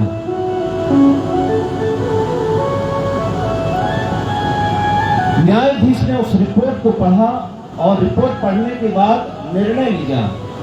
बोले ना इसका नाम हरिद्वार रखेंगे, ना इसका नाम हरद्वार, इसका नाम हम हड़द्वार रखेंगे। क्यों? उस रिपोर्ट में लिखा था कि यहाँ हड्डियों का विसर्जन होता है, हड्डियां ही विसर्जित की जाती हैं, इसलिए इसका नाम हम हड़द्वार रखेंगे। अब तो शिव जी के भक्त और भगवान नारायण के भक्त अब तो बड़ी परेशान हो गए। उन्होंने सोचा कि ये तो गड़बड़ हो गई है, तो उन्होंने आपस में मंत्रणा की और बोले ना महाराज जो पहले नाम था वही नाम रहने दिया जाए। तो क्या नाम था? हरिद्वार। क्यों? वहीं से भगवान के धाम को प्रवेश करने का मार्ग प्रशस्त होता है। अब स्वर्गादि ऋषि सुंदर बालू का बिछी, ठंडी ठंडी बालू है और बरगद का वृक्ष एक चबूतरा बना है, उसी पर बैठ गए। नारद जी पकड़ आदमी, उनके पास कहाँ टेंट, कहाँ व्यवस्था कैसी होगी, तो उसी बालुका में सब लोग आकर बैठे, नारद जी बैठ गए। और कथा में लिखा है कि देवता लोग आए, ऋषि महात्मा लोग आए, यहाँ तक कि नदियां भी आई। और ऐसा नहीं कि वहीं आए थे, सब यहाँ भी आते हैं।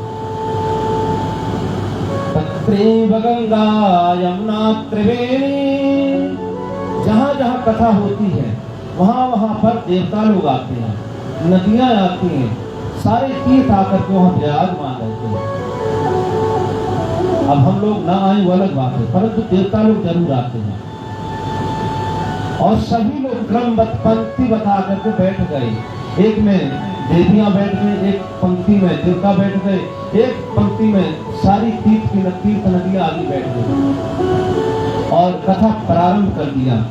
ज्ञान यज्ञम करिष्यामि शास्त्र कथोज्ज्वलम भक्ति ज्ञान विरागाणाम स्थापनार्थम प्रयत्नतः। जैसे ही महात्माओं को ये बात पता चली तो सारे महात्मा, सभी महात्मा दौड़ दौड़ करके आने लगे, गृहस्थ लोग आने लगे। भृगु जी महाराज सबको एकत्रित करके, सबको बुला बुला करके ला रहे हैं।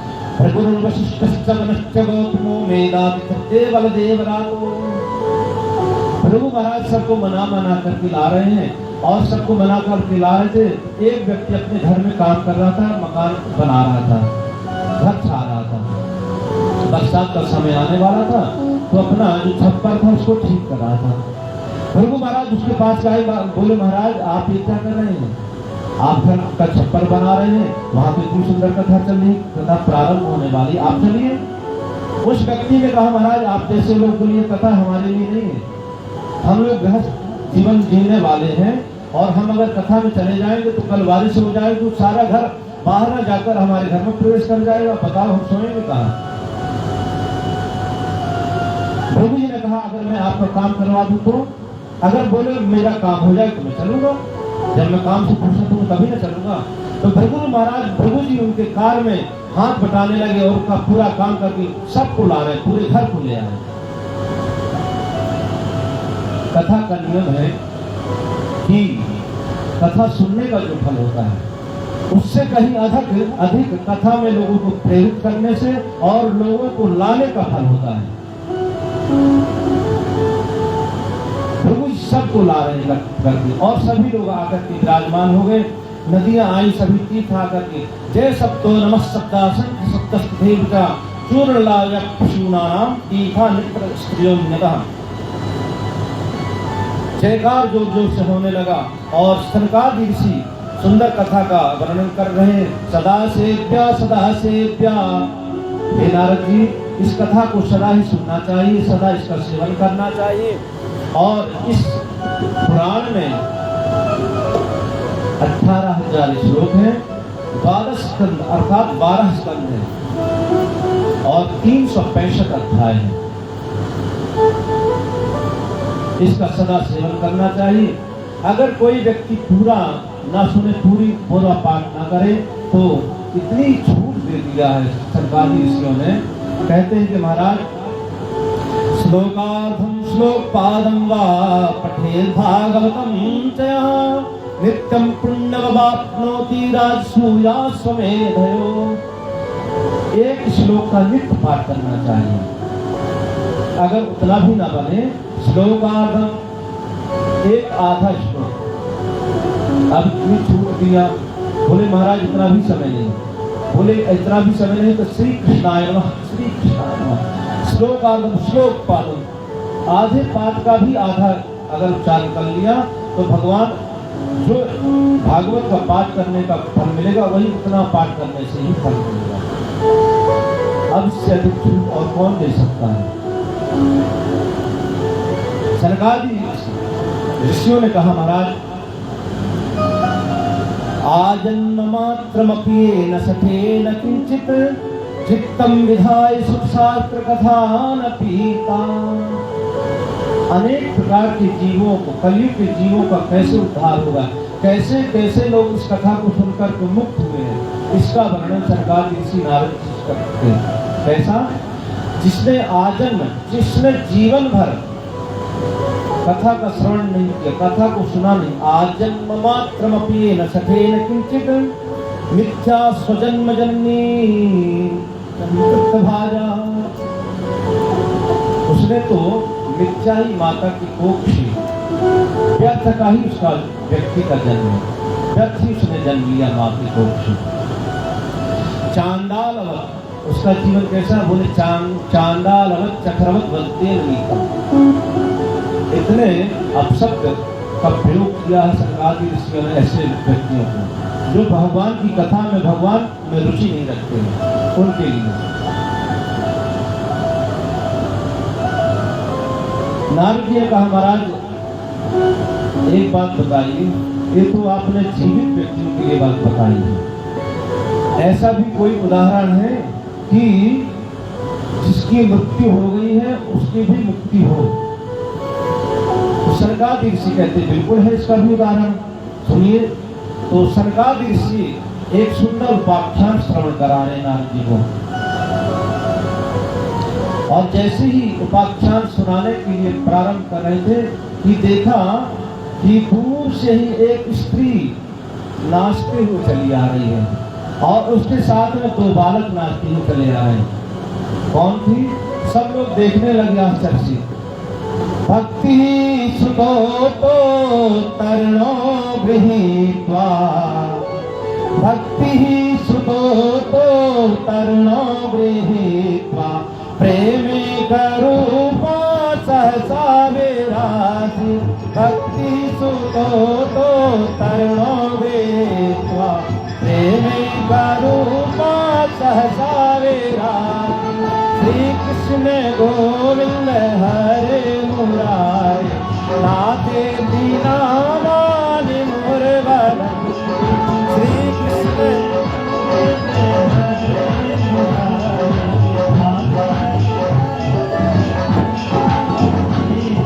श्री कृष्ण गोविंद हरे मुरारे हे नाथ नारायण वासुदेवा। भक्ति महाराज नाच नाचते हुए नृत्य करती है और चली आ रही है और सारे जो कथा सुनने वाले सब लोग आश्चर्य से देख रहे हैं। भक्ति सब लोग प्रेम से गाइए। हे नाथ नारायण वासुदेवा,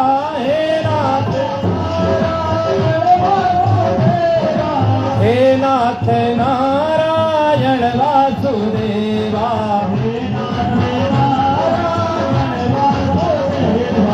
हे नाथ नारायण वासुदेवा,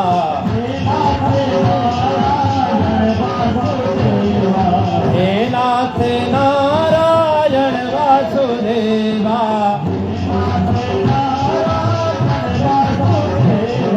श्री कृष्ण गोविंद हरे मुरारे, हे नाथ नारायण वासुदेवा।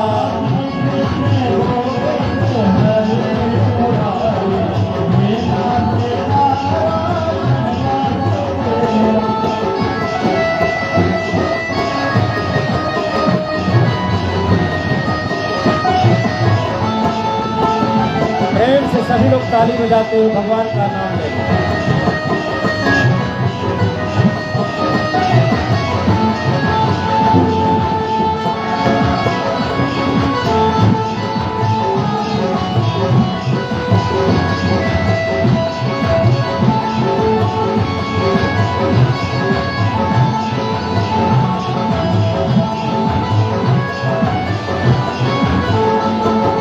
माता यशोदा हरि को जगावे, माता जागो उठो मोहन नैन खोलो,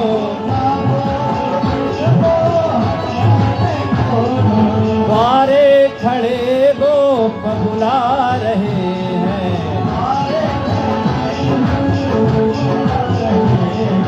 हे नाथ नारायण वासुदेवा,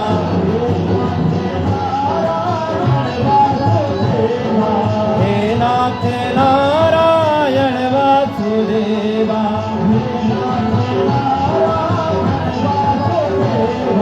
श्री कृष्ण गोविंद हरे मुरारे, हे नाथ नारायण वासुदेवा।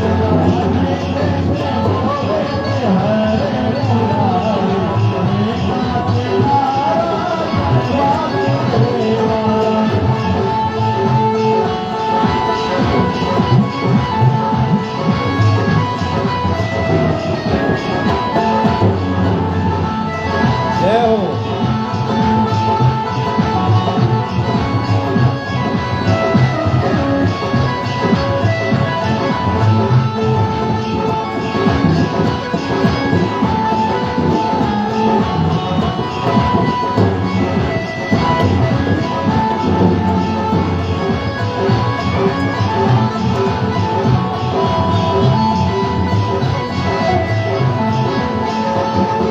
श्री कृष्ण गोविंद हरे मुरारे, हे नाथ नारायण वासुदेवा,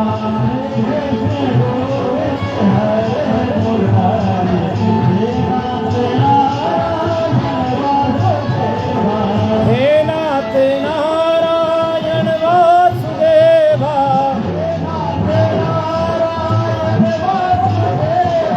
हे नाथ नारायण वासुदेवा,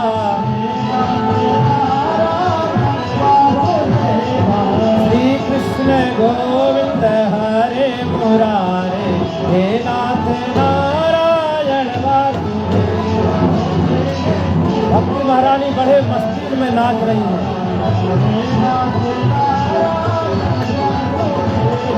हे नाथ नारायण वासुदेवा, हे नाथ नारायण वासुदेवा, हे नाथ नारायण, श्री कृष्ण गोविंद हरे मुरारे, हे नाथ नारायण वासुदेवा, श्री कृष्ण गोविंद हरे मुरारे, वाहे नाथ नारायण नारायण वासुदेवा, हे नाथ नारायण वासुदेवा, हे नाथ नारायण वासुदेवा, श्री कृष्ण गोविंद हे नारायण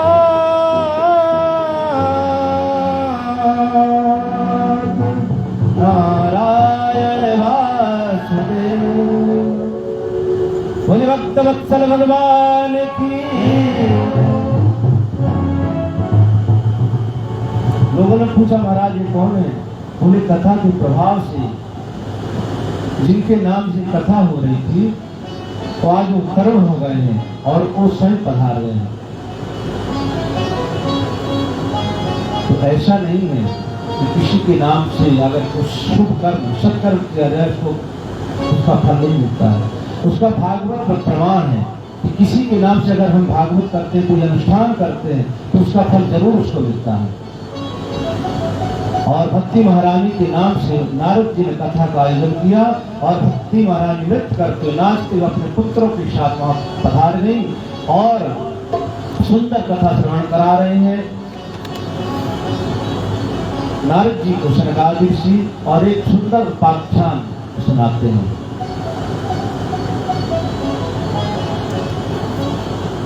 तुंगभद्रा तटे पूर्वा महोत्पत्तनमुत्तमम् यत्र वर्णाः सुधर्मेण सत्य सत्कर्म तत्पराः। तुंगभद्रा नाम का एक नगर था और आत्मदेव नाम के ब्राह्मण थे वहां रहते थे। तुंगभद्रा तटे पूर्वा, उस नदी के किनारे ही एक नगर था, वहीं आत्मदेव नाम के ब्राह्मण रहते थे और सभी कर्मों में निष्णात थे, बड़े विद्वान थे और इतने विद्वान आचार्य थे कि उनकी टक्कर का उस क्षेत्र में कोई विद्वान नहीं था। और स्रोतस्मार्तेषु निष्णात थे, ऐसा नहीं कि अपने सभी शास्त्रों में निष्णात थे और सदा श्रद्धा वंदन आदि करते थे।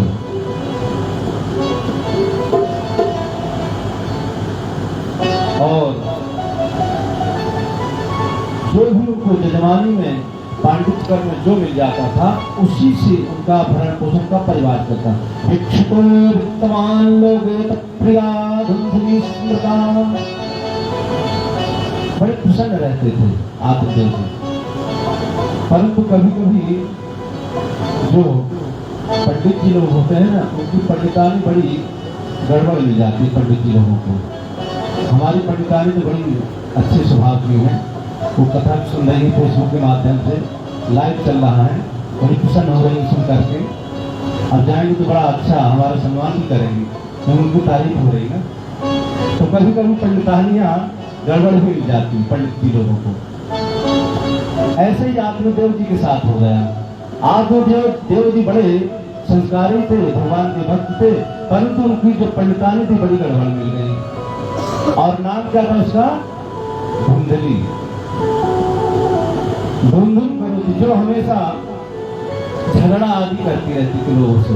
पंडित जी चले जाते थे जजमानी में और इधर धुंधली लोगों से झगड़ा करती रहती थी।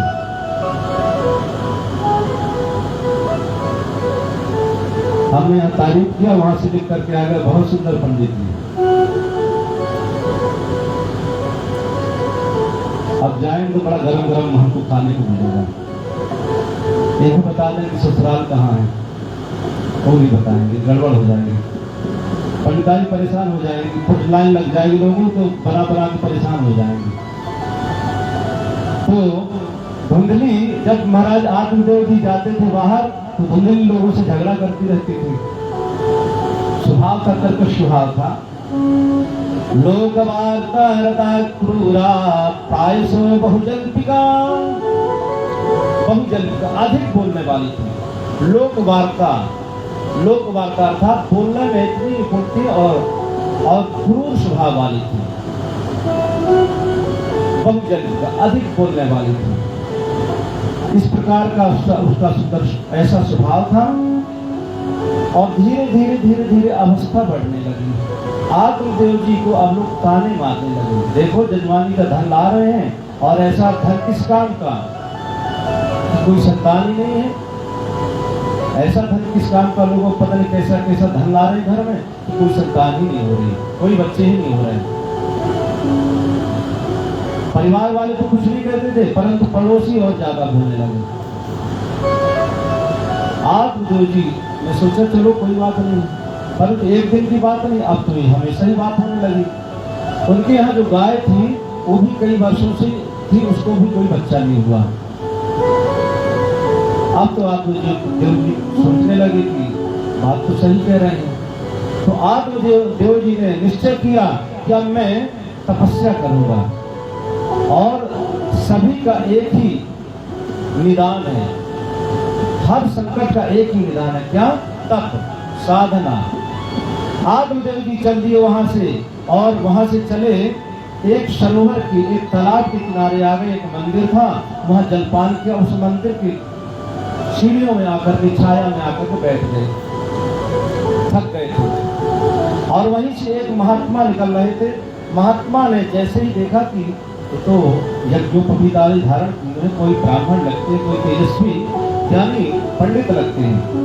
तो महात्मा आ गए और महात्मा ने पूछा, कथम रोदसी विप्रत्वम मालकोश, कथम रोदसी विप्रत्वम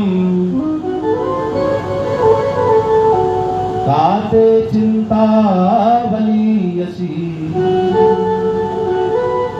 हमारे प्रदीप जी जो है ना, हमारे बहुत पुराने साथी हैं, कई सालों से हमारे साथ ही उन्होंने कथा में बजाना प्रारंभ किया था शायद। एक आध बार कहीं बजाने, लेकिन ज्यादातर हमारे साथ उन्होंने बजाया है।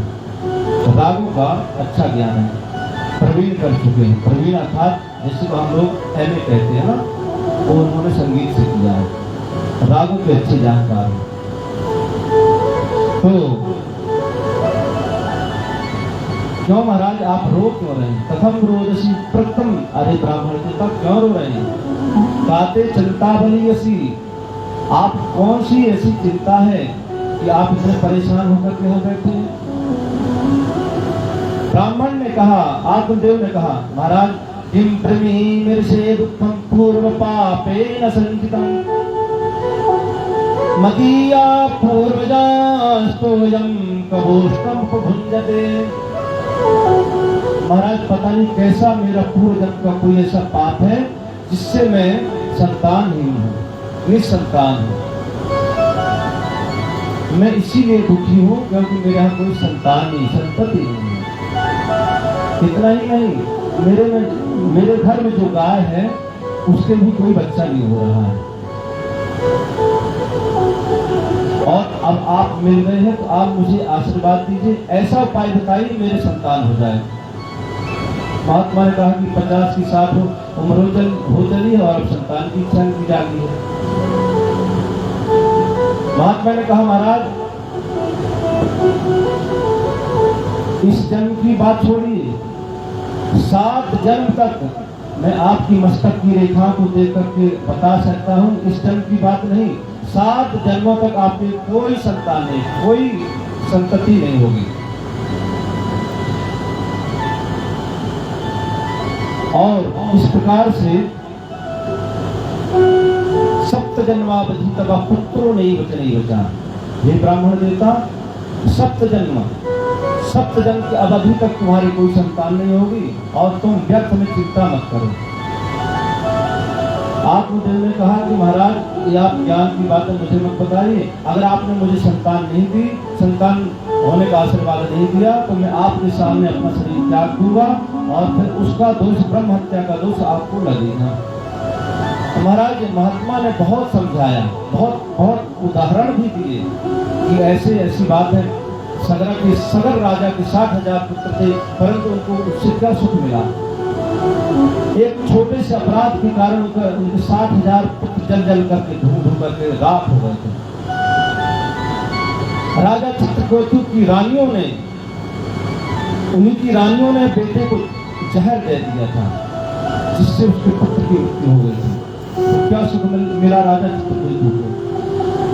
प्रजा दुखेना, इस प्रकार का जो आप चिंतन कर रहे हैं, सोच रहे हैं ब्राह्मण देवता, उसको छोड़ दीजिए। अरे सुख तो इस स्वरूप में ही है, बाबा बनने में ही सुख है। जो सुख बाबा बनने में, वो सुख कहीं नहीं है।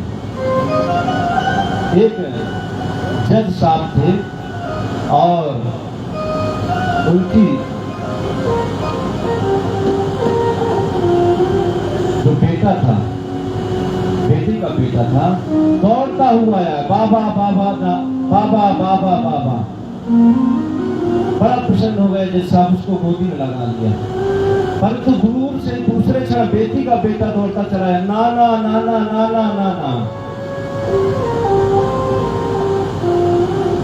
इस मधुर तोतली वाणी को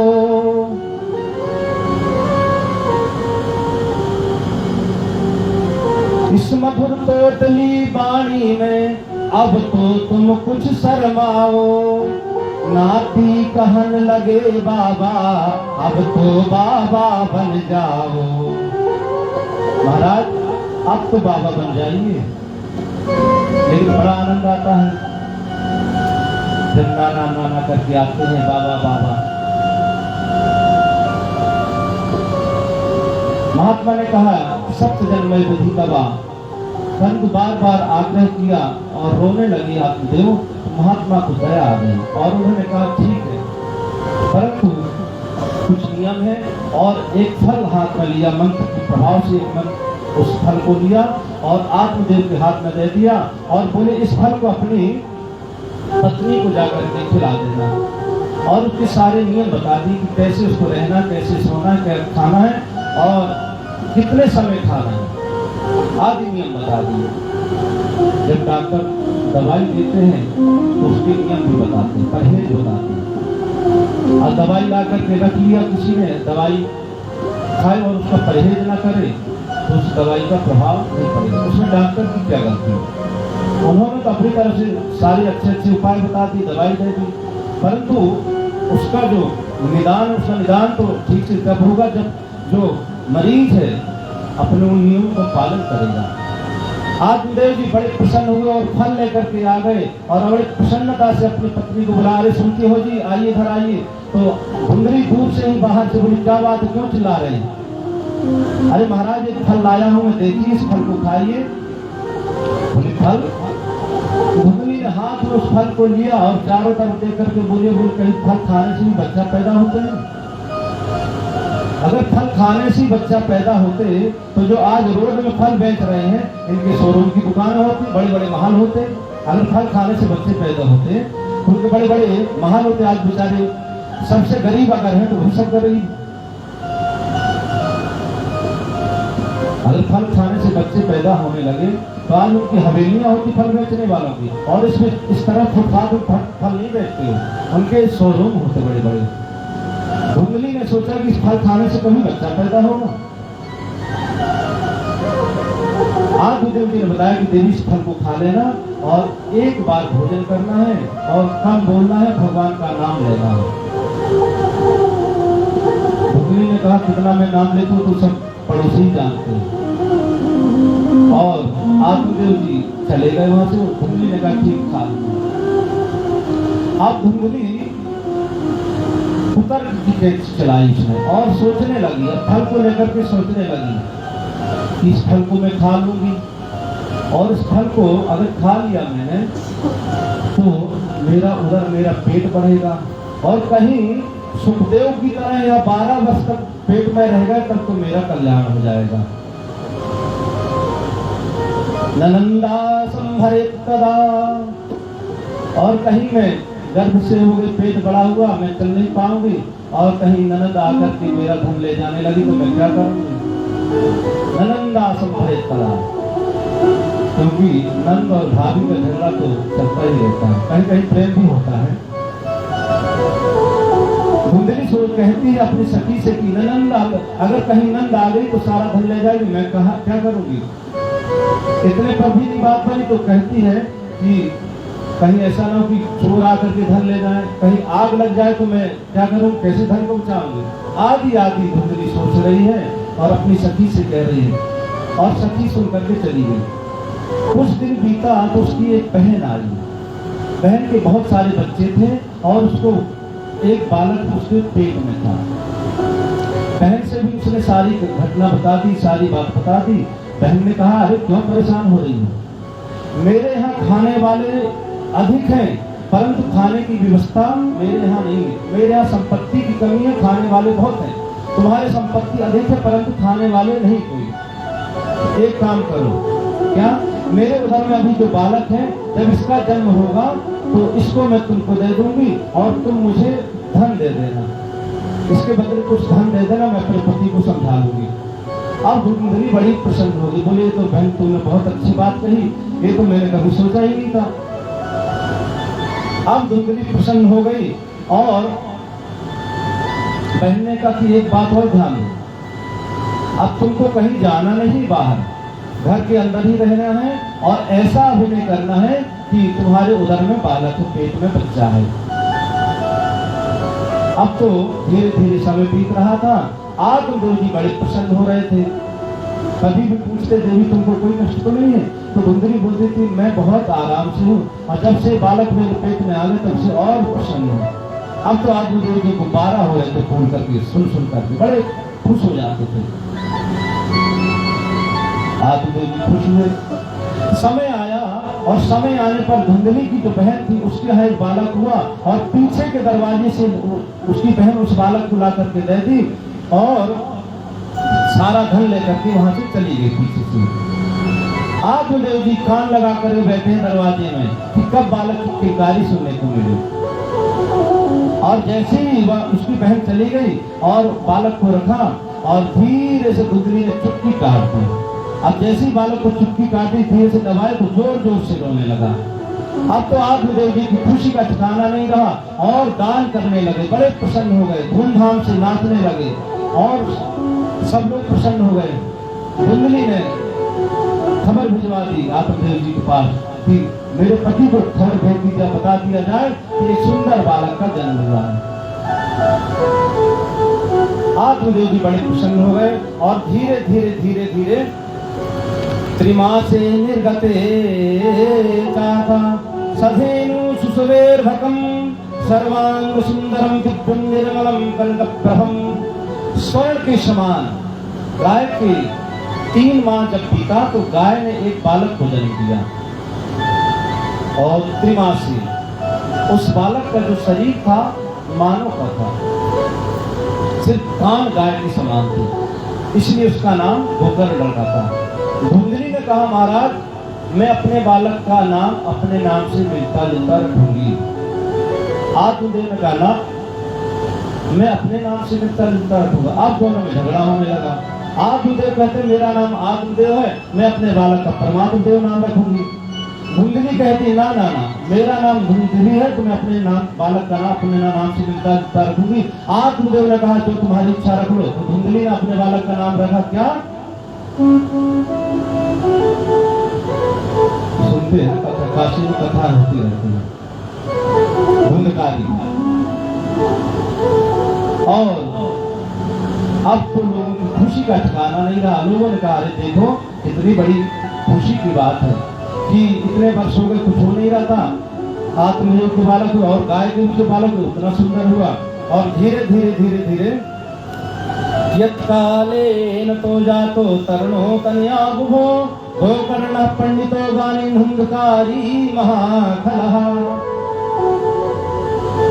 धीरे धीरे बालक बड़े हुए, गोकर्ण जी पढ़ने लगे, धुंधकारी पढ़ाने लगा।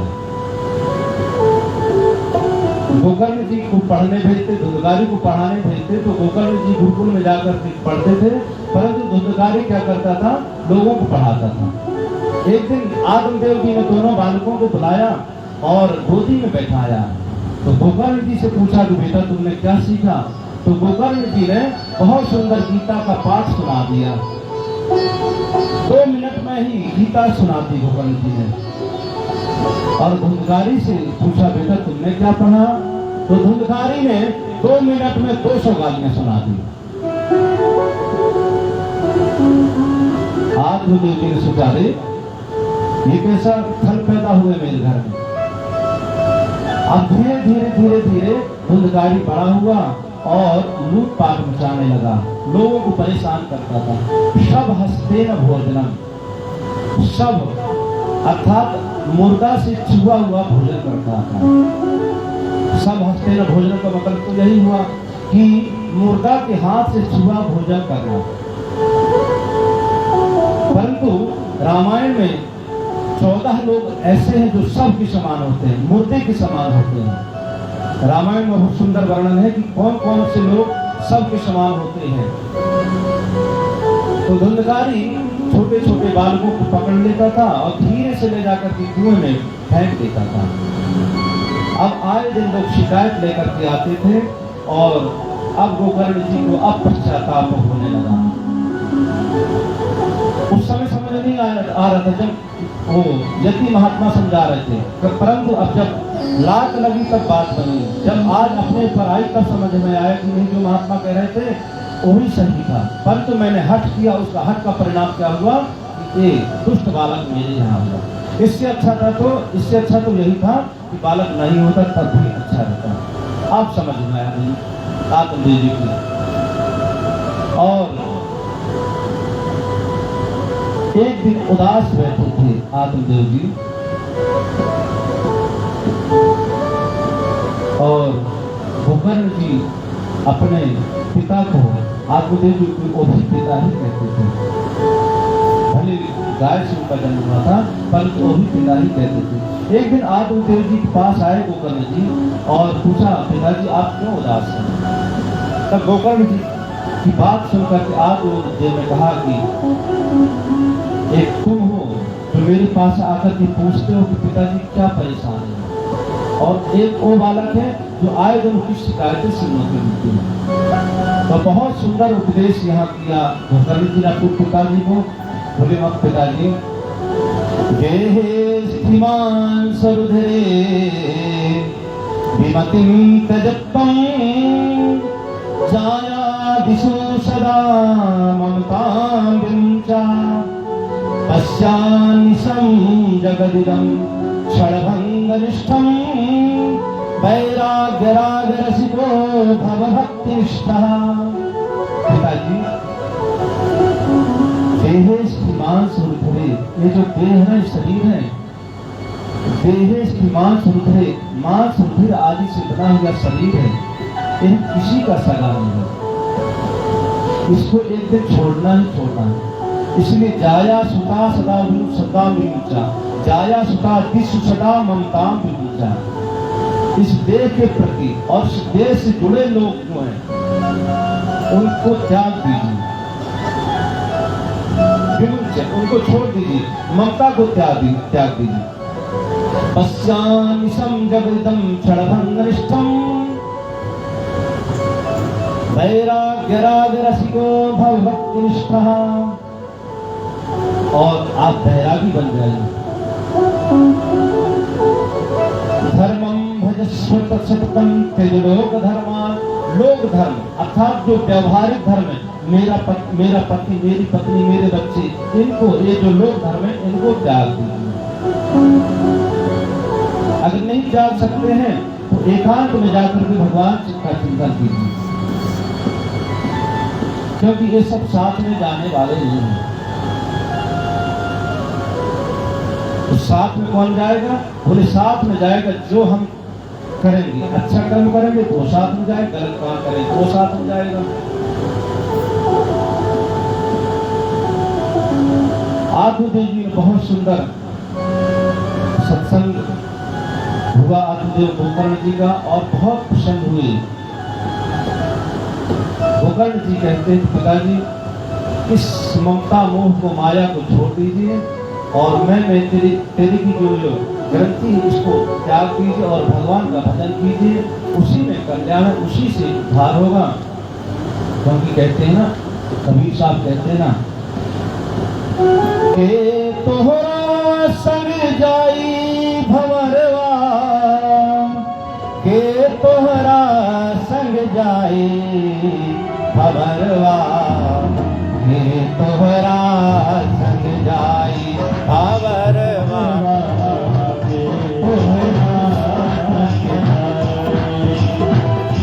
तोहरा संग जाई भंवरवा के तोहरा संग जाई भंवरवा के तोहरा संग जाई भंवरवा के तोहरा संग जाई भंवरवा के तोहरा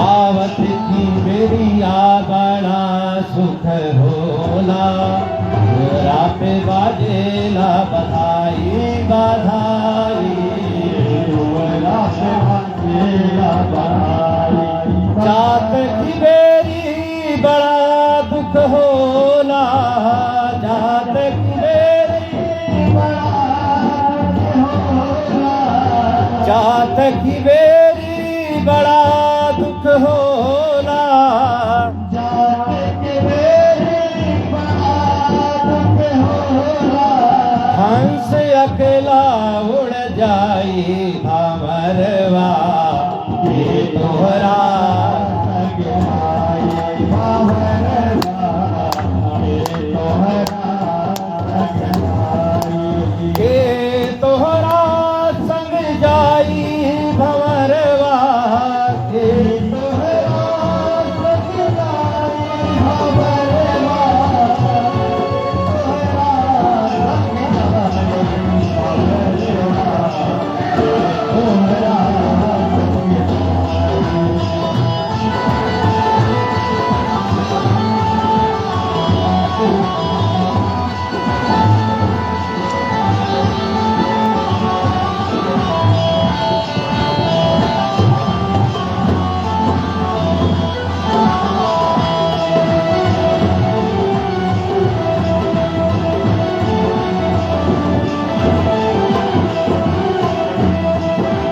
धनानि भूमोपशवश्च गोष्ठे नारीद्वारजना श्मशाने देहस्थितायां परलोकमार्गे कर्मानुगो गच्छति जीवैका ये तोहरा संग जाई भंवरवा ये तोहरा संग जाई भंवरवा ये तोहरा संग जाई मेहरी पकड़ के मेहरी रोवे आह पकड़ कर भाई हाँ भाई आह पकड़ के भाई ओ भाई आह पकड़ के भाई बीच अगन माई रोवे बीच अगन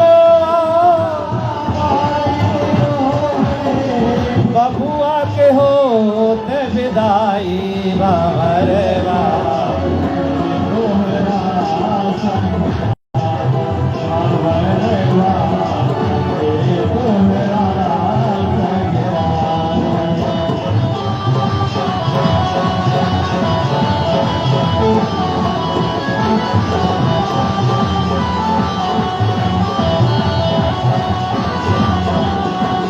इधर गोकर्ण जी ने देखा कि पिताजी चले गए तो गोकर्ण जी ने भी तीर्थ यात्रा करने के लिए प्रस्थान कर गए और गोकर्ण जी वहां से चले गए। अब धुंधली अकेली होती थी। अब आए दिन धुंधली से देता था मांगता था गोकर्ण जो चाबी थी तिजोरी की उस चाबी को लाया और जो धन था उसको ले जा करके अब लुटाने लगा।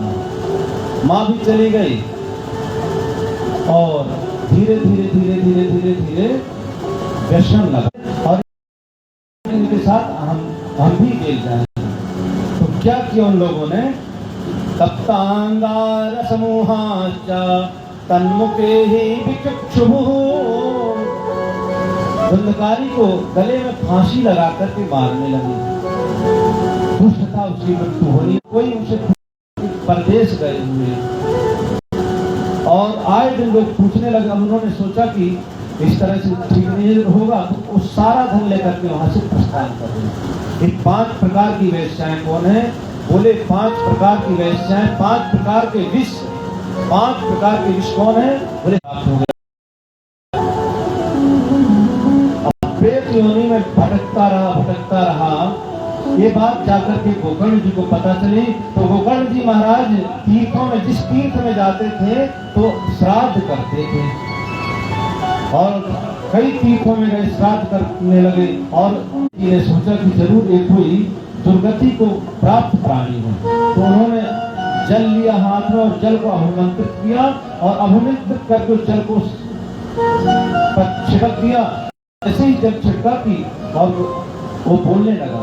गोकर्ण जी ने कहा, आप कौन है? तब उसने बोला, महाराज अहम भ्राता तुरीयोस्मि धुंधकारी नामका सुखीयेनैव दोषेण ब्रह्मत्वं नाशितं मया। अहम भ्राता में गया, वहां जाकर के तीर्थों में श्राद्ध की। गया श्राद्ध सत्यनापी ना पर गया। मैंने गया में जाकर के श्राद्ध किया, प्रयागराज में श्राद्ध किया, परंतु तुम्हारी मुक्ति नहीं, धुंधकारी की जरूरत नहीं है, आपको श्राद्ध नहीं करना है हमको। अरे श्राद्ध एक नहीं, 1000 बार, हर बार, हर तिथि उनका श्राद्ध करना चाहिए। और उसका प्रमाण धुंधकारी है। धुंधकारी कह रहा, महाराज 100 श्राद्ध अगर भी करे तब भी मेरी नहीं। बस 5 मिनट और कथा होगी, उसके बाद आरती। तो धुंधकारी अपने स्थान को प्रस्थान कर गए। और प्रातः काल हुआ तो महाराज गोकर्ण जी ने बड़े बड़े विद्वानों को बुलाया, सबसे उपाय पूछा कि महाराज की ब्राह्मण गांव के थे, उनको यजमान बनाया और कथा का आयोजन किया। और अब तो सारे ग्रामवासी आकर के कथा सुनने लगे। और एक आसन धुंधकारी के लिए लगाया था। अब धुंधकारी आया था, हवा में था, तो हवा रूप होता है, तो कहीं वो ठहर नहीं पा रहा था। तो वहीं पर एक बांस खुल गई और उससे एक दिव्य पुरुष प्रकट हो गया। और उस दिव्य पुरुष को देख पूछा लोगों ने कि भाई ये कौन है? तब उस प्रेत योनि को प्राप्त, सुंदर स्वरूप को प्राप्त उस जीव ने कहा, धन्या भागवती वार्ता प्रेत पीड़ा विनाशिनी श्रोतारो मम निर्मला आनीतानि विमानानि न तेषां युगत्पत्पुतः। ऐसा क्यों? तब धुंधकारी ने कहा, महाराज श्रवण विभेदेन फल भेदोत्कृष्टः। धुंधकारी ने कथा और कथा का मनन किया है। 7 दिन तक उसने एक चित्त होकर की कथा सुना, उसका मनन करता रहा। और हम लोग क्या करते हैं? कथा तो सुनते हैं, और जैसे ही आत्मी प्रसाद लिया और श्री वृंदावन बिहारी लाल की, भगवान के पास कहते हैं कि इन्होंने मनन किया है, इसलिए इसकी मुक्ति है। अगर आप चाहते हैं कि आपके ग्रामवासियों का भी कल्याण हो, तो आप फिर से कथा का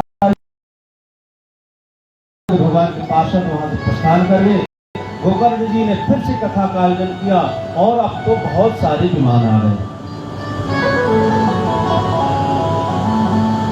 और बहुत सारे विमान आ गए। और उस गांव के कई ऐसे जीव जंतु थे जो सुंदर। तो सरकार भी कहते हैं कि देवज्ञम तु समाहूया मुहूर्तम प्रत्ययत्नतः। किसी विद्वान व्यक्ति के पास जाएं और उससे पहले मुहूर्त पूछें। अगर मन में प्रसन्नता है तब तो कोई मुहूर्त है। एक विवाह जितना धन जाता है, उतने धन की व्यवस्था भागवत के लिए रखनी चाहिए, तब जा करके भागवत होती है। विवाहे यादृशम वित्तम तादृशम परिकल्पये। इसका मतलब ये हुआ कि जिनके पास धन नहीं है वो लोग कथा सुन नहीं सकते हैं। बोले क्यों नहीं सुन सकते? उसीलिए आज तक की कथा अभी तक चल रही थी, और आज जाकर की इतना सुंदर संयोग बना है। नहीं तो कोरोना में कथा होनी थी, घर में ही होनी थी। गुरु जी ने भी बात, माता गुरु जी ने कहा होगा आपसे, हमने भी तो ऐसा नहीं है कि जिनके पास धन है यही व्यक्ति कथा करा सकते हैं, ऐसा नहीं है। जिनके पास कुछ नहीं वो भी कथा करा सकते और अपनी बात बता रहे हैं। एक बार की तुम मेरे यहाँ कुछ है नहीं, तो आप मेरे यहाँ कथा करेंगे? क्योंकि मैंने सुना है कि बड़ी बड़ी मांगे होती हैं, लोग पहले से इतना करते हैं कितना चाहिए और मेरे पास कुछ है नहीं, तो क्या पास कुछ नहीं था और आज हजारों की संख्या में लोग भंडारा खा रहे हैं, कथा सुना। तो ऐसा नहीं कि जिनके पास कुछ नहीं वो नहीं कर सकते, परंतु मन में भाव होना चाहिए, मन शुद्ध होना। तो देवज्ञम तो समाहू हम मुहूर्तम प्रक्षेपण। अब महाराज जी पता चला कि पंडित जी घी पी रहे हैं, पता चला कि लोटा ही लिए घूम रहे हैं, धोती सूख रही महाराज जी की, क्योंकि अब पेट की समस्या। तो फलाहारेण वा भाग्यामेक भक्तेन वा पुनः सुखसाध्यम भवेद कर्तृत्वं श्रवणाय तत्। फलहार लेना चाहिए, अगर इतना भी नहीं है तो एक बार फलहार लें एक समय। बोले महाराज इतने कथा विघ्न करो यदि, अगर हमको ऐसा लग रहा है कि हम फलहार लेकर के परेशान रहेंगे, हमारा शरीर गड़बड़ा जाएगा, तो क्या करें? बोले एक टाइम क्या समस्या क्या उसकी बीमारी है उसको बाहर से आए, उसकी जो व्यवस्था उसको देने दीजिए, उसको लेने दीजिए। आप अगर फलहार आपके यहाँ नहीं है, फलहार लेंगे आप फलहार लीजिए, परंतु बाहर से व्यक्ति को क्यों परेशान कर रहे हैं? एक बार कथा और इंसानों का पेट खराब हो रहा है, फिर वो 10 बार लोटा लेके जाना पड़ता है। अब आप भी बताइए क्या करें? हमने कहा आपने पहले दिन तो हमसे आपने मिला नहीं आता थे, पहले दिन तो आप दूर भाग रहे थे, आपने जो फिर उनका नियम था, कथा करते थे तो चना प्रातः काल नाश्ते में चना का नाश्ता करते थे और दिन में दलिया खाते थे और फिर भागवत करते थे। फिर मैं अपने शरीर के अनुकूल आहार, इंद्र आदि देवता सब लोग प्रकट हो गए और जय जयकार करने लगे, भगवान नारायण वहां प्रकट हो गए और संखत बनी हुई और सभी लोग भगवान का नाम संकीर्तन करने लगे। प्रहलाद स्थानधारी सभी लोग बड़े प्रसन्न हो गए और सुंदर संकीर्तन हुआ। भगवान नारायण ने कहा क्या चाहिए?